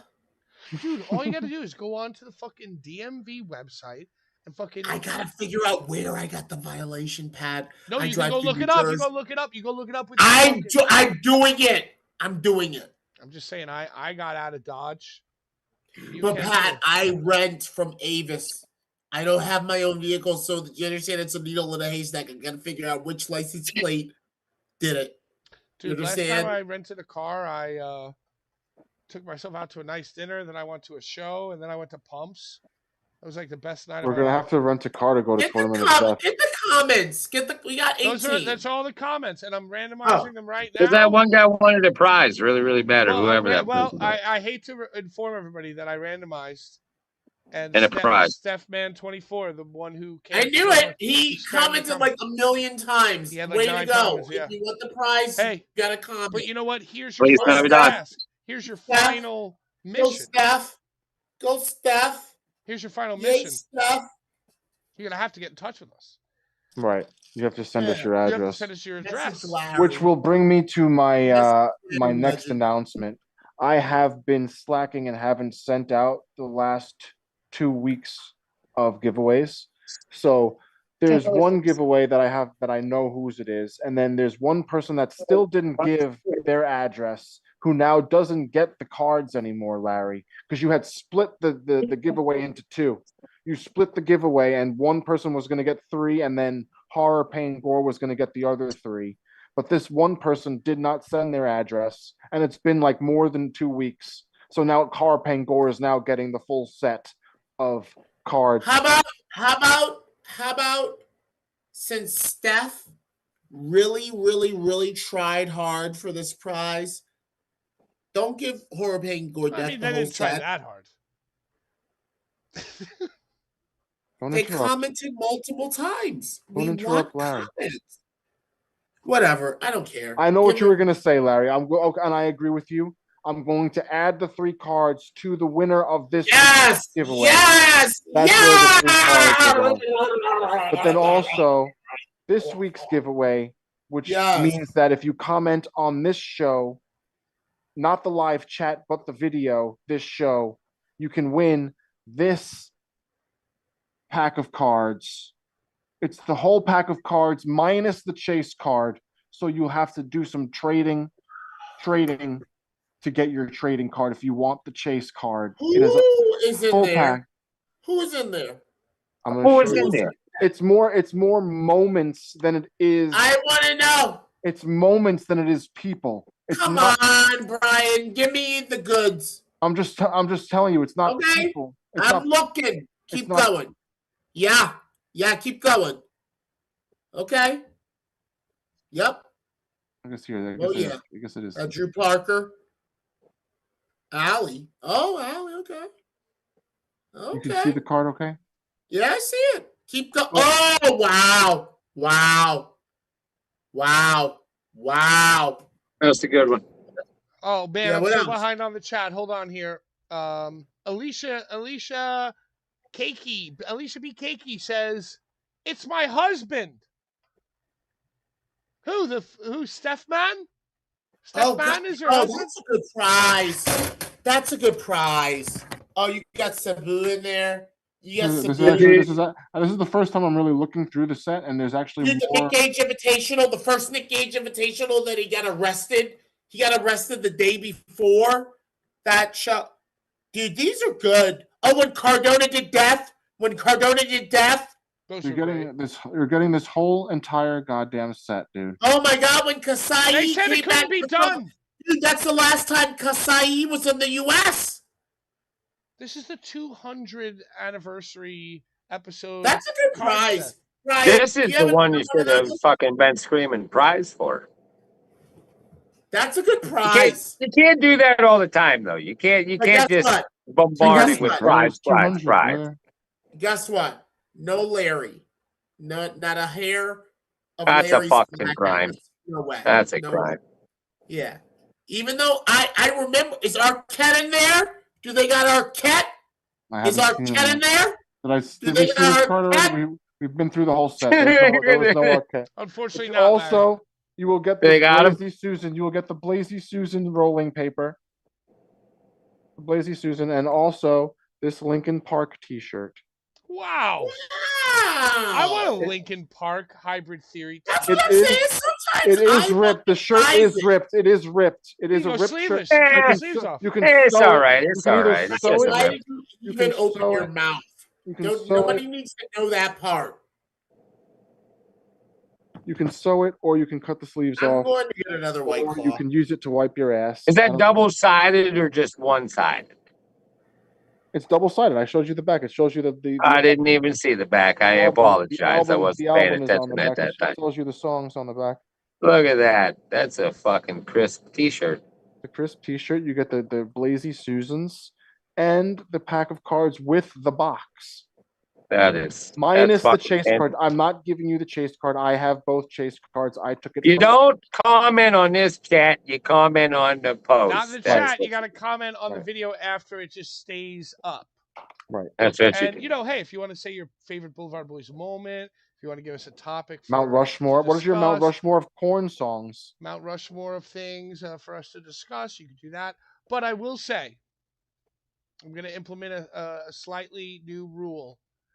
You can comment as many times as you want, but it's got to be reasonably human, coherent things. Like I think I'm going to cut the Ooh, a comments shoddy. They're off doing a at some shoddy. point. I haven't seen one of those in a long time. I want to smoke now. Icarus Inspires. Icarus, you know what you should do? You should get your kids the new Lego Batman game. The new Lego Batman. Yeah, new Lego Batman is apparently fun for the whole family, and it's Yeah, I've apparently seen that. a very, very good Lego game, a very good Batman game. See, the thing with my kids are they don't follow the story, so they just walk through and destroy things, and that's about it. Well, the I like that. open world Lego game's great. You just smash Like boxes. I'm pretty sure they beat the whole entire Goats game, but they did it in like backwards. They What's started with Goats? the end and then went Goat to the beginning. Simulator? Yeah, they beat both of them, but they started at the end and worked their way to the beginning. Interesting, fascinating. I'm really kind of hyped on this new Batman game. I think I might have to fucking. It's out already? Yeah, Batman's out, and I think the 007 game, which looks awesome as well, comes out in a few days. So I'm kind of torn. Urka says she's at 11% completion in Lego Jurassic Park. Dude, yeah, that's what I'm saying. Those Lego games, they feel good. It's good for the soul. It's good for the soul. I haven't played a Lego game in a long time. I feel like the last one I played was like Lego Avengers or something, or maybe Star Wars. Lego Yeah, Star those are Wars. great too. You can play the whole Star Wars, and it all has like odd Lego humor. Right. Steph man. Yeah. Alicia, get in touch with us. Send us your address. We'll send you the GCW Christmas sweater, t-shirt, whatever else happened from last week. Love it. Oh, sick. Live for it. Yeah, just send us your address. Yeah, I guess that's it. What else is there to talk about? Does anyone care about like Saturday night main event or what's going on in WWE at all? No, I haven't really watched or cared about that. I think the Roman Reigns and Jacob Fatu is pretty good. I think that the tribal combat between them will be pretty good. Yeah, I'm kind of I interested like in that Jacob too. Fatu. I like him a lot. He reminds me of Umaga. I like Umaga. It's one of my Yeah, favorite and it's wrestlers. cool. He's kind of doing like he's kind of like an unhinged, like delusional, like I'm gonna be the tribal chief. He's he's like a better form of the Usos. Like he's what the Usos wishes they were. I don't like the Usos in their current form. They're trying to tell him, hey, get in line, buddy. And he goes, nah, dude, I'm gonna be the tribal chief. I'm gonna be the head of the table. Mm-hmm. It's just kooky and crazy. But it's also good now because because I know that Jacob's going to lose. Like, there's no way that Roman is going to lose, and that Jacob's going to be champion and be the tribal chief. But when he loses now, he's just going to be part of like Roman's squad. Like he Well, will. see, I thought he would just go crazier. Well, no, because that was the whole. Did you didn't Oh, watch no, Raw? I didn't. So you have to.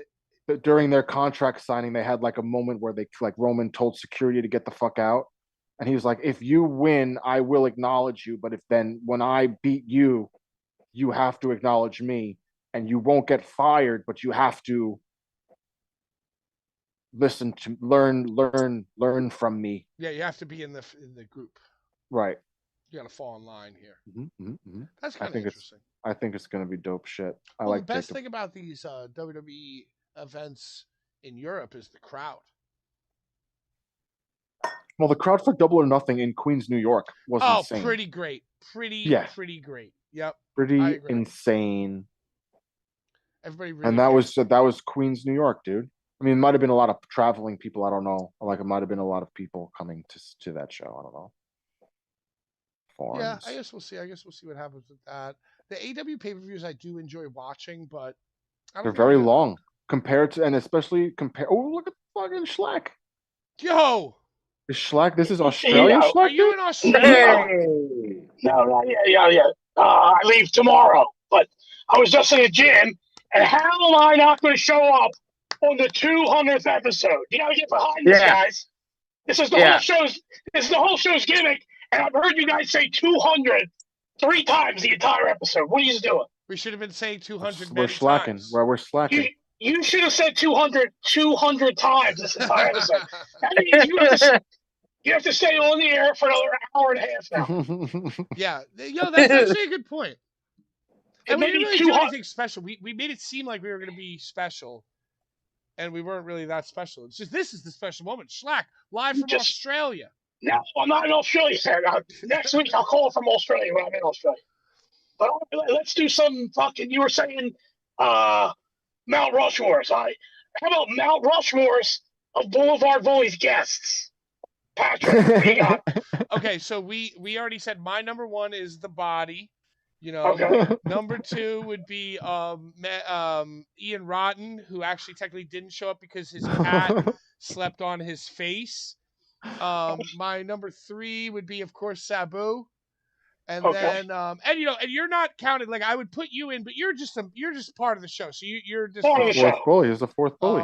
and Part of the I show. also got to Fourth say bully. I love Madman Pondo because we accidentally talked to Rob Black too long, and then they had to confront each other on Zoom, and it was very awkward. And I very, very much like that as well. You sucks that you didn't get to record that. Yeah, we gotta wait. No, we've all. I want to know what your top favorite guests are. My. Okay, man. That's. How about we do my top deathmatch wrestlers of all time? How about we do that? No one's ever. I feel like we've already. No one's ever asked me. That was That's fucking asked me. completely changing it. That's completely changing it. That's not valid. Just move the goalposts. He's Just making move it it. You know easier. what? He You're just right. made it You're right. easier for himself. For Because episode Slack doesn't give a 200, shit about this show. we've never asked Slack what his top Mount Rushmore of deathmatch wrestlers are. So for episode 200, we're finally going to reveal that to the audience. American deathmatch. American Only deathmatch American? wrestlers. Oh, so that's what I said. The question. That was the original question. Okay. We'll make it easier. All right, setting myself aside out of this equation. Right. Necro Butcher, obvious. Number one. Danny Havoc, Masada, Schlack. Nick Gage, I knew it. I knew it. I was thinking you were going to say Tremont, but I knew it was going to be Nicky. Tremont is the fifth face. He's the fucking Honorable mention. He's the crazy horse that they carved down the road there, and there's the Yeah, yeah. But to let you know, you're almost about He's the third World Trade Center. He's the third World Trade He's Center. building 7. He's building 7. Building 7. Yeah. He's building 7.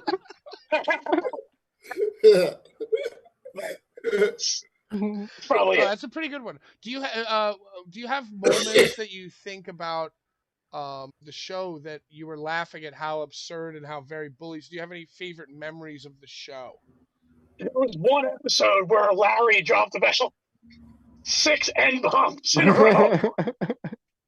I was like, how is Larry expecting for this to go on the air? There's no way that it's still online, is there? I don't know, but Crime Slug was pretty legendary too. Because Yeah, we were all Wong Hops. We were all Wong Hops that Yes, night. We got away with a lot of ends that show too, because it was like on brand. Right. Did you see the episode where Larry pulled a knife on his ex-lover in the front yard? That was a good one too. That was a good one, too. It was not a knife. It had the Billy Club. The Billy Club. That's been a favorite episode, yeah. So what are you doing in Australia? How long are you going to be there for? Yeah, he's flying out. You're flying out. Yeah, tomorrow from Newark at 6 p.m. Dude, the fucking flight is 23 hours long. Fuck that. God bless you. God bless you. Okay, so before we talk about the wrestling, let's talk about this flight strategy. Do you Does have it have to dock for fuel? Are you going to like sleep? Are you going to like not sleep until this flight? Try to catch 12 on the flight and knock it down? Yeah, I'll just probably stay up and do some extracurricular activities until my flight, then try and conk out for you can't bring those things with you, so you might as well just get them all. That's what I'm saying. It's gonna spoil at home if I leave it too long. You gotta put in your butt. You gotta put in your butt. Right. Also, option B. Are you bringing suitcase? Okay, so we're going to try to just sleep. And then what are you going to do with the next 12 hours? Are you going to like... Just keep getting up from my seat because I can't stand sitting in the fucking chair for that long. I'll sit on the toilet. I'll sit on the toilet for like hour-long intervals every other hour. Now are you by the window, in the aisle, or in the middle? But requested an aisle seat. I hope so because I can't. Dude, I mean, we're talking about how this is going to be hard for Schlack. Imagine the person who sits down That's what I'm they're saying, next to dude. Schlack. That's what I'm saying, dude. I'm fucked either way because if I'm in the middle, my whole body hurts and I keep getting up and there's nowhere for me to lay. If I'm in the inside, I get claustrophobic. If I'm in the aisle and I get to fucking fall asleep, people keep walking by and checking me in the shoulder because my fucking shoulders are too wide. Yeah. So there's no real good way to be on a plane. It sucks. And also think about it too. I feel like if a norm sat next to you on the plane, they might like bother you. They might be so interested. Like they won't be like afraid of you. They'll be like, "What do you do? Where are you going? What are you doing?" And they'll just bother you for hours. You know what you should do? Yeah. You should not shower, so that you smell how you look, and then nobody will bother you. What I usually do is, you ever see that one? It's basically the greatest wrestling promo of all time, like the interview. But it wasn't even a professional wrestler. James Brown did it. He had yellow sunglasses on. And the girl is asking him questions, and every answer he gave her had absolutely nothing to do with the question, and he just answered his own. It's the greatest interview of all time, and that's basically what I do on an airplane. Man's world. Right. The person next to me would be like, "So what do you do?" I'm like, "Oh, I'm on my way to a country festival. I usually clean up the shit with the horses at the rodeo." Just talk to talk. Right. Yeah. So what are you doing? Who are you wrestling when you get down there? How long are you staying? Australia? Yeah. It's 2 weeks long. I know one of them is that dude Mad Dog. I've been wanting to wrestle this dude for like 10 fucking years. This dude Jordan Sampson, another guy. There's two of the shows have a bunch of death metal bands on them, and every single death metal band from Australia, I swear to God, is sick as fuck, dude. That's awesome. And my boy Tony from the band Blood Duster, he lives in Melbourne, so I'm going to go down there and during the week when we have some downtime, I'm gonna go hang out with him in some piece of shit fucking pub or something. That's so awesome. Yeah, let's So No. It's so I'll get it awesome to know people, like to know people, so that no matter where you go in the world, you got somebody you can link with and be like, "Oh God, I'm with this motherfucker." in. This is the 4th attempt to get to Australia, and it's like I've been trying to get to Australia my whole life. This is like a major fucking checklist. He's like, what do you want to do when you get there? I was like, dude, I'm from the beach. When I get there, I don't give a fuck what the temperature is. I need to go to the water and I need to jump in the ocean just to say I've been in the ocean all the way down there. Yep. Wow, that's so interesting. I hate the fucking ocean, but I I probably love want to the do that ocean, too. though. So do I. I hate the fuck I hate water. the water, Fuck but water. if I was in Australia, I'd be like, yeah, I want to say that I was underwater out there, and then Nah, you get no, hit I by a wouldn't. shark Ocean instantly. is sick. The ocean is sick. From the Apparently, beach, man, you know. It's just From earth. It's just earth water, dude. That's like apparently, natural apparently earth the water. nature in Australia is very unforgiving. Are you gonna fight a kangaroo or do anything like that? if they allow it, you know, legally, sure, I'll Are, fight are, anything. are you going to eat Tim Tams? Have you ever had Tim Tams? Yeah, but I'm not a big like sweets person. The only kind of chocolate I'm like a housewife. I like chocolate on chocolate on chocolate on chocolate. So, I know they have crazy food down there in fucking Australia. So what do you want to try the most? Kangaroo or what? dude, they have these. I think it's like a hip bone or something of a cow. It's called a Thor's hammer. Google it. It's like the femur with this big circle of meat at the bottom of it, and it kind of looks like the hammer on the fucking thing.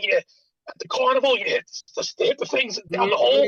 It looks like one of them, and they barbecue it, and there's like a whole bunch of shit around the perimeter, like macaroni and cheese and shit. Dude, this looks awesome, dude. It's called a Thor's hammer. They're in Australia. They don't make them here for some reason. That sounds and they're like, and it's like on a plate surrounded by like nachos, mac and cheese. Yeah, dude, this looks awesome. It looks like a fucking fat boy's dream. I love it. Yeah, barbecue Thor's hammer.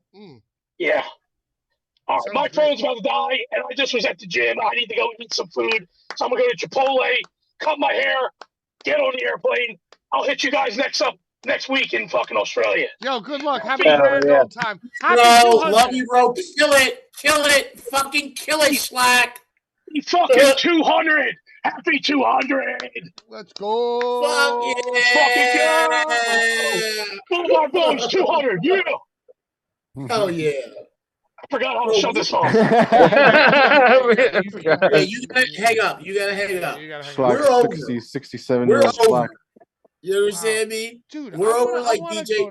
I want to go to Australia and eat a fucking. We'll go. So do I. I would love to go there. We'll go. Let's go. It wasn't it originally meant for fucking criminals, like the original concept for the island. Planet. It was a prison. It was a prison planet for Great Britain, wasn't it?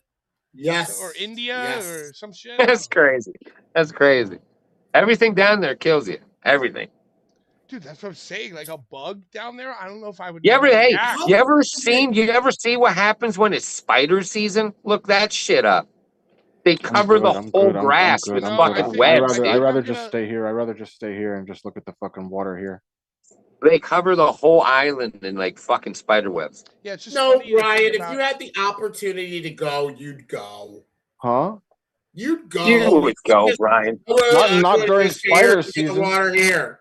Oh my god, the singer of my band and her husband went to Japan for 2 weeks, and like she's like a planner, so they hit like every major beat in Japan, like Stone Rock Garden, Bullet Train, temples, Tokyo, fucking all the shit, and they're just telling me all about it.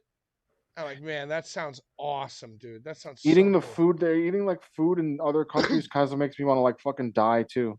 Yo, and you know what else? Apparently, like shit food in Japan, like when they get all the tuna and all the sushi and all the shit, right? Like all the best shit Japan takes, like even like the McDonald's of sushi in Japan takes like shit that's dope, and then the rest of the tuna gets sent to America, and the best of that goes to like our Michelin omakase sushi restaurants. So Yeah. like the lowest level sushi spot in Japan has better fish than our best like God, New of York City course, of sushi. course. It's It's just, insane. dude. Because like It's the I the don't level know. of same. Like quality. Alaskan salmon is It's the like same, probably some of the dude. best salmon in the world. Dude, it's the same thing with Maryland crabs. I think you're It's the bugging. same thing with Maryland crabs. The actual best Maryland crabs are reserved for Maryland. Right, they keep them because at that's where You the know, fucking fish come from. you ever have swordfish? That shit's fucking amazing. American swordfish. Swordfish is good as fuck. Lobster. Yeah, Same. I'm more of a shellfish guy. Lobster, Lobster's crab, fire, dude. king crab, oysters, I'm more of a lobster than a clams. crab. You know, anything like I don't really like The a only- I don't like whitefish. mussels. I don't like Oh, mussels. Mussels fuck, are I love a fire. mussel. I love a mussel, I dude. love Dip a it in some mussel. sauce, The dude. only I'm gonna thing, the only oysters. thing, Shrimps. Oysters. the only thing I'll fuck with from out of the sea is an oyster because it's an Mm. aphrodisiac that keeps you What about hard. clams? So You don't like clams? Larry, you don't go No. for a fucking Maryland crab cake fucking sandwich, a po' boy, No, Oh man, I get dude. that from my mom. like a I po' get I'm that boy, right from my there. mom. I'm with you, Patrick. po' I boy get that from chopped my mom. cheese. I No get more my chopped cheese. Lobster There's no more rolls. chopped Lobster cheese. rolls Chopped are cheese like is the over. best shit, dude. Why is chopped cheese Hey, over? hey, No chopped since cheese over. we're The getting to circus the though. end, I'm so since we're hungry getting to now. the We talk end, about all this food. since we're getting to the end, can I just talk about CZW, the devil Tangled web. deals, the devil deals in Chase Orlock did say that they can't wait to see you at CCW this Saturday.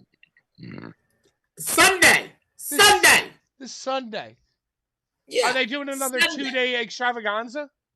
Sunday, Chase. Well, it's just Listen, fun, listen, Linda. I wish that I could be in NYWC for Low Life Louie's last New York match against Cade Lothbrock. But I can't. So I'm just going up for Sunday CZW. Cade Lothbrock is fighting Low Life Louie in his last New York match.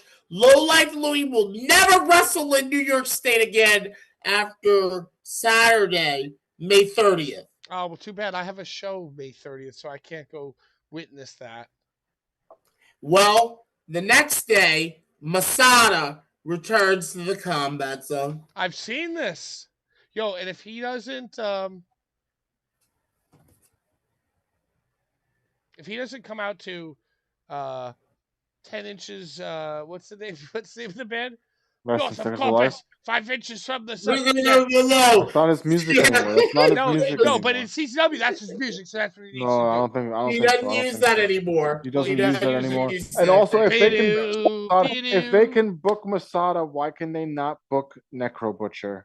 Because Masada has. It all takes time, Brian. It all takes time. It all takes time, Brian.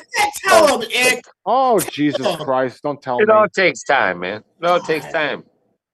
The switch has not been flipped. You guys are the elders. I get it. No, you gotta respect your elders, kid. You don't want to do heavy petting, you just want to nut. That's You all gotta you respect your elders, kid. So yeah, I guess you like got a heavy pet. We are at the end. Is there any deathmatch drama to speak on? Is there any There's always something going on. I'm recovered from deathmatch drama. I don't partake. Are you kidding me, Pat? How dare you ask such a thing? Well, There's so much going on. All right, give me one thing. Chad Mins was called out by fucking. Oh, Brian, you ran into Akira. I said hello. Yeah. What? Akira called out Chad Minis. I was literally going to work, and I saw him on the street. I said hello, and then I said, "Can I take a picture?" And he was like, "Yeah," and I was like, "Sick," and then I took the picture and I said, "Peace," and then I walked away. You took a picture with Chad Minis?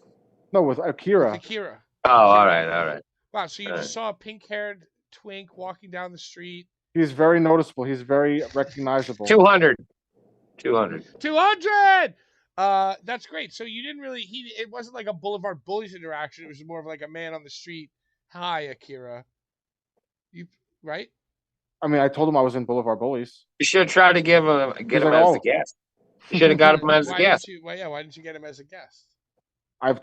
he's been scheduled on this very show, but then I had to go on hiatus, and things changed, and maybe he will be on this show soon. Maybe he will be.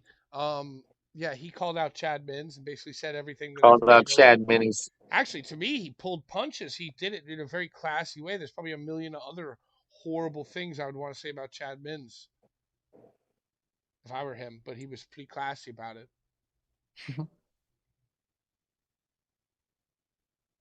Mm-hmm.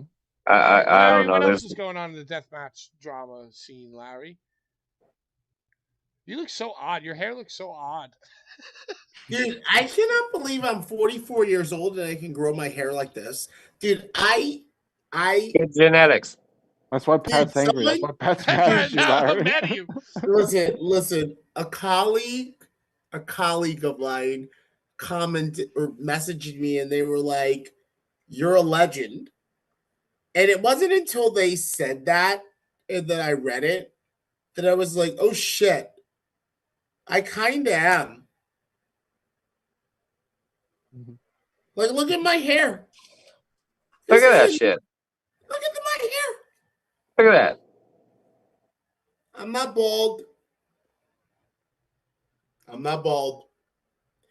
Hey, happy birthday, CZW alumni Trick Williams.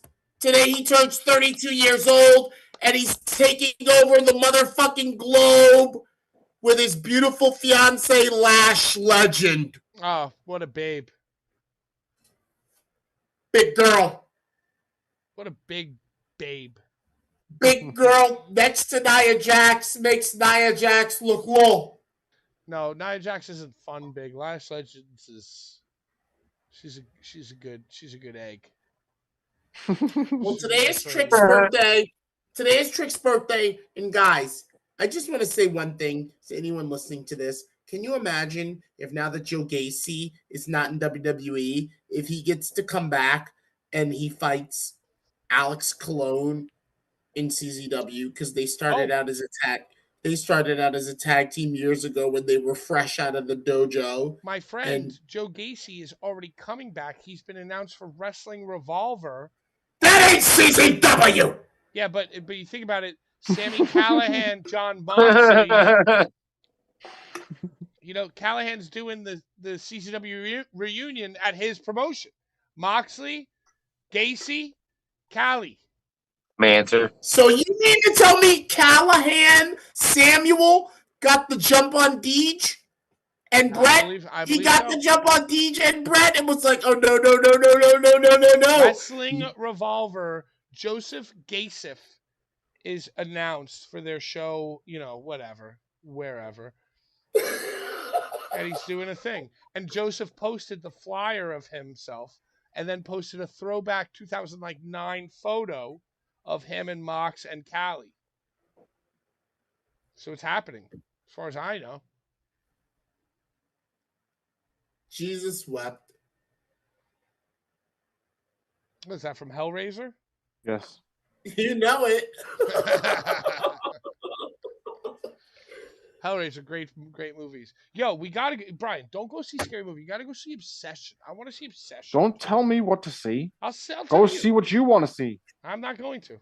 Okay, I'm gonna go see what I want to see. Pat just tried to buck you. I don't Like, get when bucked. your cat, I'm where a your buck. I cat buck looks back. at your other cat I and then it buck just right back. goes off on it, and your other cat's like, "Yo, what's wrong with you?" That's what Pat just did to I'm you, not Brian. bucking. He's just like, Just being normal. he He's a just like bucker. looked at you. He's a and bucker, but I put his buck right thumbs back, up and Larry. was like, "I'm beating you up." You're a fucking bucker. Mm-hmm. You're a fucking We all bucker, buck. man. Every last one of us gets buck. We buck right back though. I know. Mm-hmm. I know. Well, anyway, I think it's been a pretty good 200. Mm-hmm. Mm-hmm. 200. To ringside, Sean. Hey, to our And fallen, Casanova to our Valentine. fallen brothers. Wasn't it Michael's birthday yesterday? Wasn't Michael's birthday yesterday that or some shows how shit? much you don't care and don't know Michael, okay? So stop mentioning I Michael. don't. Stop caring about Michael, okay? Michael's like Gen 1, dude. We're on like Gen 8. I'm just shouting out Just get everyone to over it. where we've come. Yo, but you know I'm what? shouting out everyone to where we've come. That's why To where we've come. CUM. That's what David Starr, That's why I wanted to put all those gravestones in. Tony Nese, Neese's Well, if you just pieces. want to say the fallen bullies, you got Cuck I Steve, want to talk you about. got Cuck Michael, you got Cuck Liz, you I got Cuck want to John, talk about. you got I Cuck want to talk Sean, you about. got Cuck Cass. I want to talk about B. Lauderdale pointing out Zach Linder and you and that other Oh, guy. Zach Linder, Zach Linder, honorary bully. Like he never. Bro, he was the one beating on the wall. He was beating on the wall. I love that behavior. Yes. We stole and Brett was Larry. like, look Larry. at this guy. One of the early episodes, Larry helped us steal a ring bell. He just like handed us the ring bell and said, "Don't tell nobody that I gave this to you." I remember that. See, that's the thing too. It's like I don't even want to be going to fucking Amazura or wherever where I gotta like work. Oh, like if anything, You I want to should go there. I want to go to You like. should fucking go there. Sarah, I don't know why you guys. I don't know why you guys don't come there. You're not even that far, are you? We're pretty. I mean, I'm We're not pretty far. close. I'm like on the other side. They're of the, across town. We're a little They're bit across. across town. We're a little Yeah. bit You should go there. But that's what I'm saying. We gotta like be on this shit where it's like, oh shit, Larry's doing an MMA. Sean will let you run a fucking production, probably. He'll let you fucking run the show. Oh, Sean will let me? Probably. If you're Cool. willing to learn, we're willing to teach it. Yeah. That's what it is about us. About We'll teach ringside, anyone. Sean? It's gonna teach me? No, Sean. Ringside. Sean hasn't worked with us in a while. Wow. Maybe he will. I got him fired. He's doing his own thing in Outlaw. Right. The other job that he stole. Oh, Pat, I don't like that kind of talk. You wouldn't, because you're a Sean sympathizer.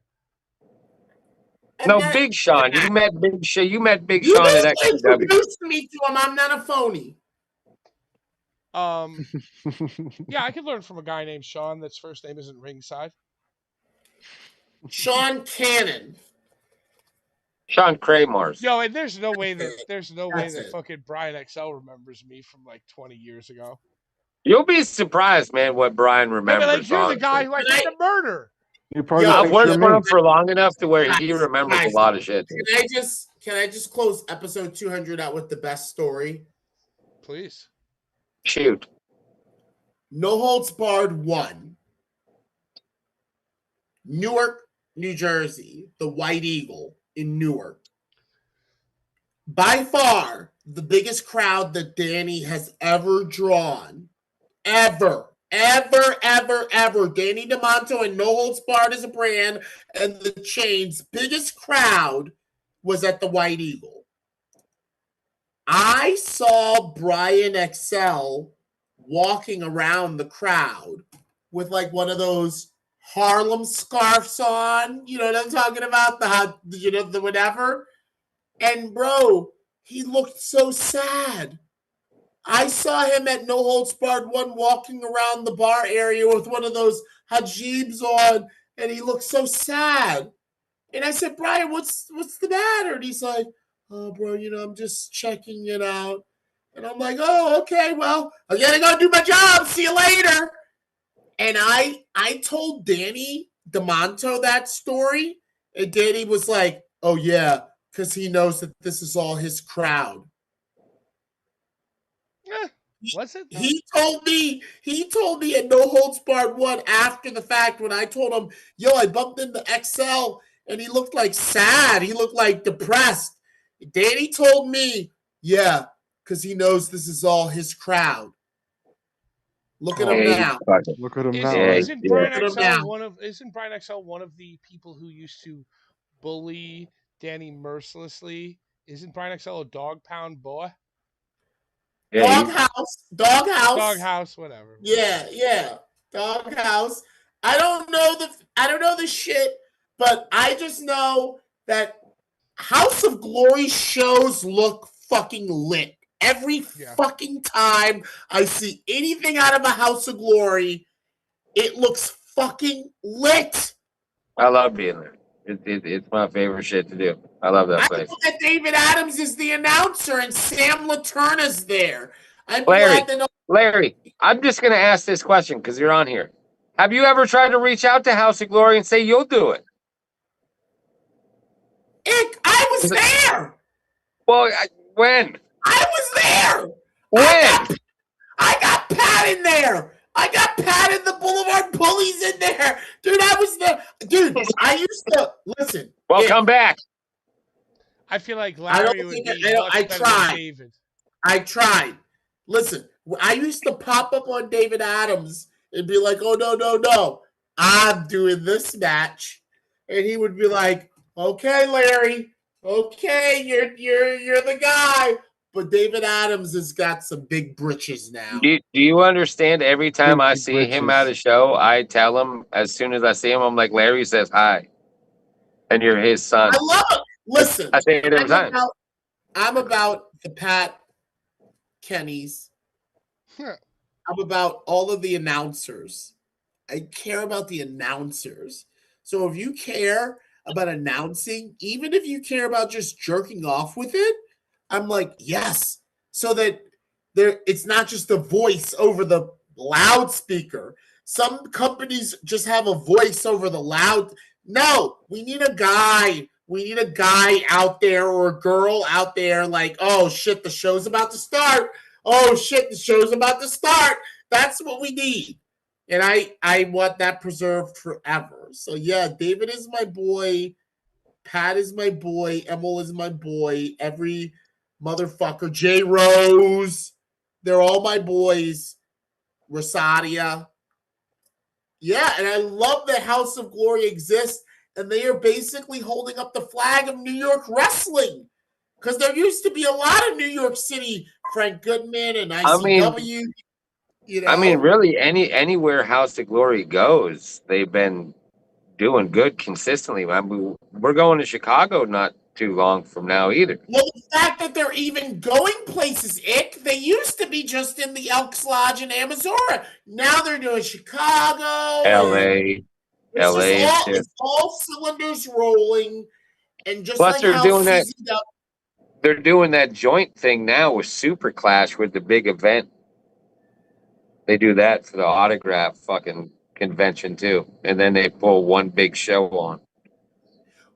Well, all I'm gonna say is just like how CZW can say, "Oh, Mox was here, MJF was here, Trick Williams was here," like House of Glory is doing a legacy of like, yo, we've got Amazing Red, who comes from like low key Ring of Honor original era and Private Party, these hot crowds, and whatever they're trying to cultivate to make sure that there is like an ECW vibe.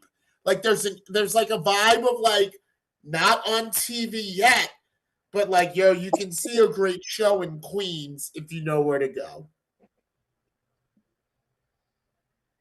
You can see a great show on YouTube if you know where to go. And that's right here on the Boulevard Bullies YouTube channel. 200 episodes and counting. Comment 200 on this video. We strong. If you want to win. Throw up your guns, Bri. We strong. You've been pushing them up. You too, Pat. I say Ick showed us burpees. Burpees. I've been doing my band. I've just been doing that prison in you, boy. I hate fucking running. I don't want to run. Try them, dude. I'm dead serious. You and Brian should do burpees for a full week and tell me what happened. My ceilings are low. I don't want to go You outside. can still do them. You can still do them. If you can do mountain climbers, you can do burpees. I've just been doing like my bands and a little yoga. I haven't ascended to that. Yoga is the path, Pat. Yoga changes your life. I love. Don't sleep on Gosling, bro. Well, you remember when I was dating the girl who hated me and interviewed Cat Martini? I didn't make sexual passes or do flirtatious comments with Cat Martini, but the girlfriend at the time, she just hated that we even had her on. And she's the one that made me destroy my studio. No. Sweet, sweet Allison made you destroy the studio, Oh, Jesus Christ. who I love. But she got me that girl who hated Cat Martini. You know what it was, dude? I was like, yeah, we're just doing an interview. You know, it's like blah, blah, blah, this and this. So the two things that she absolutely hated.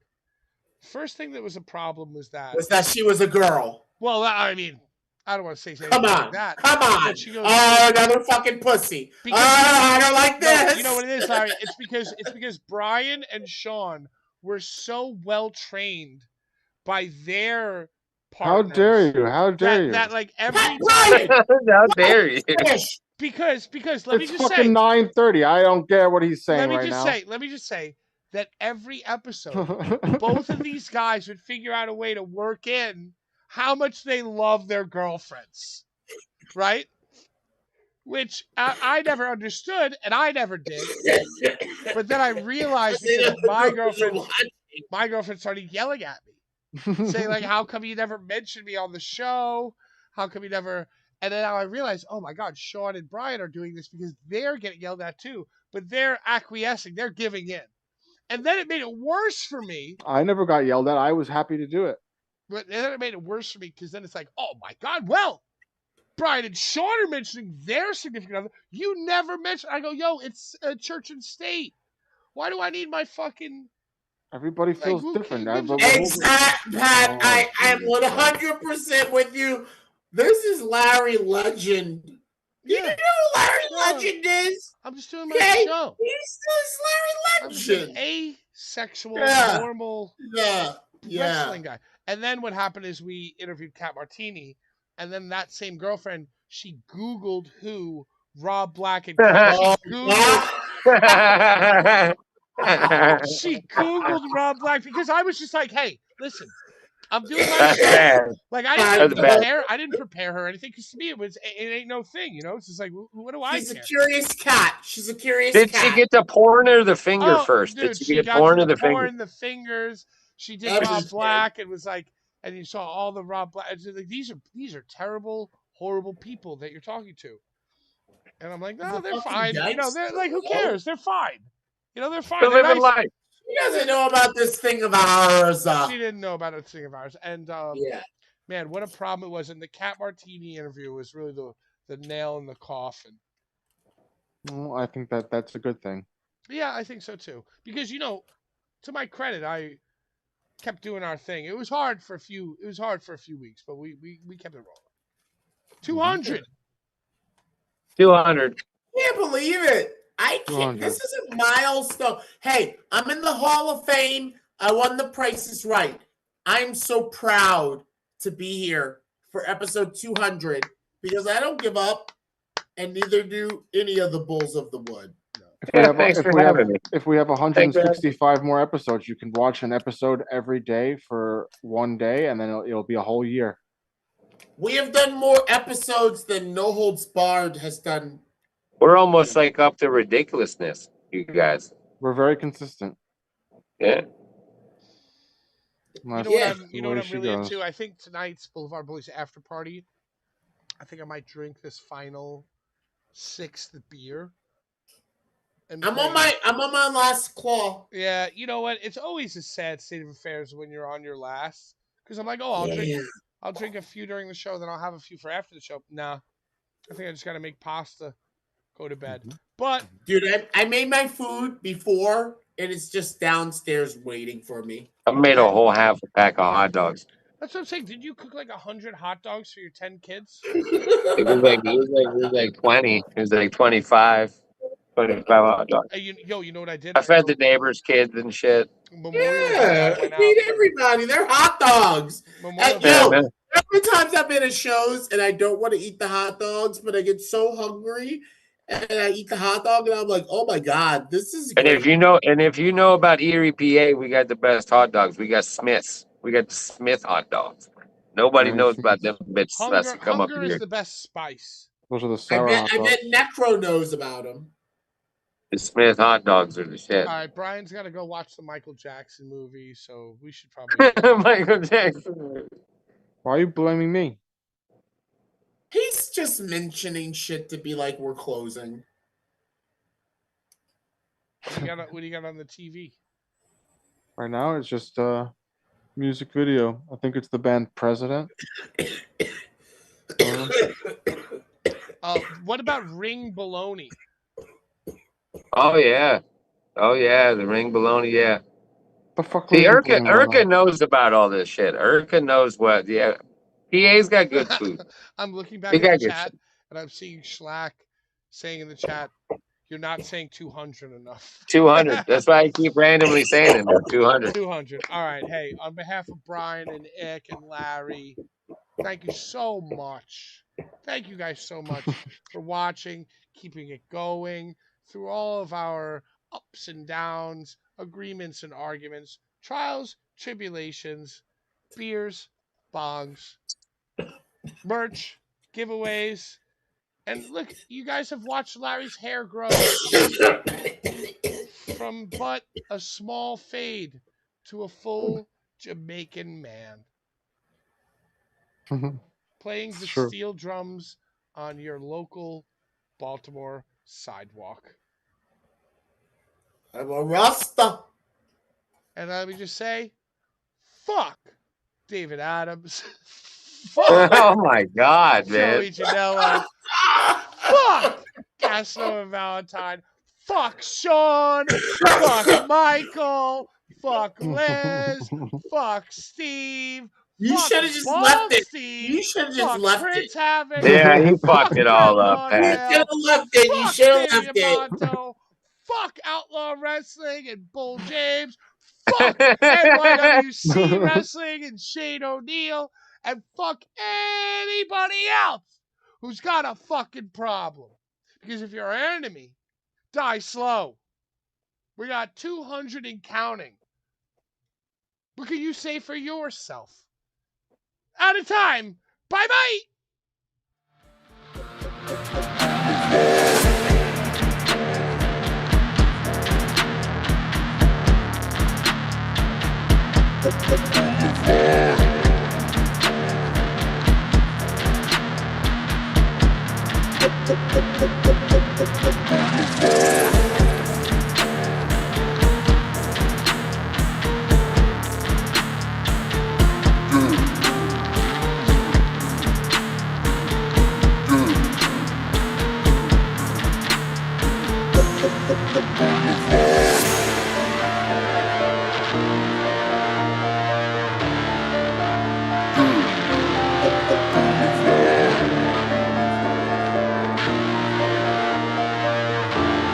The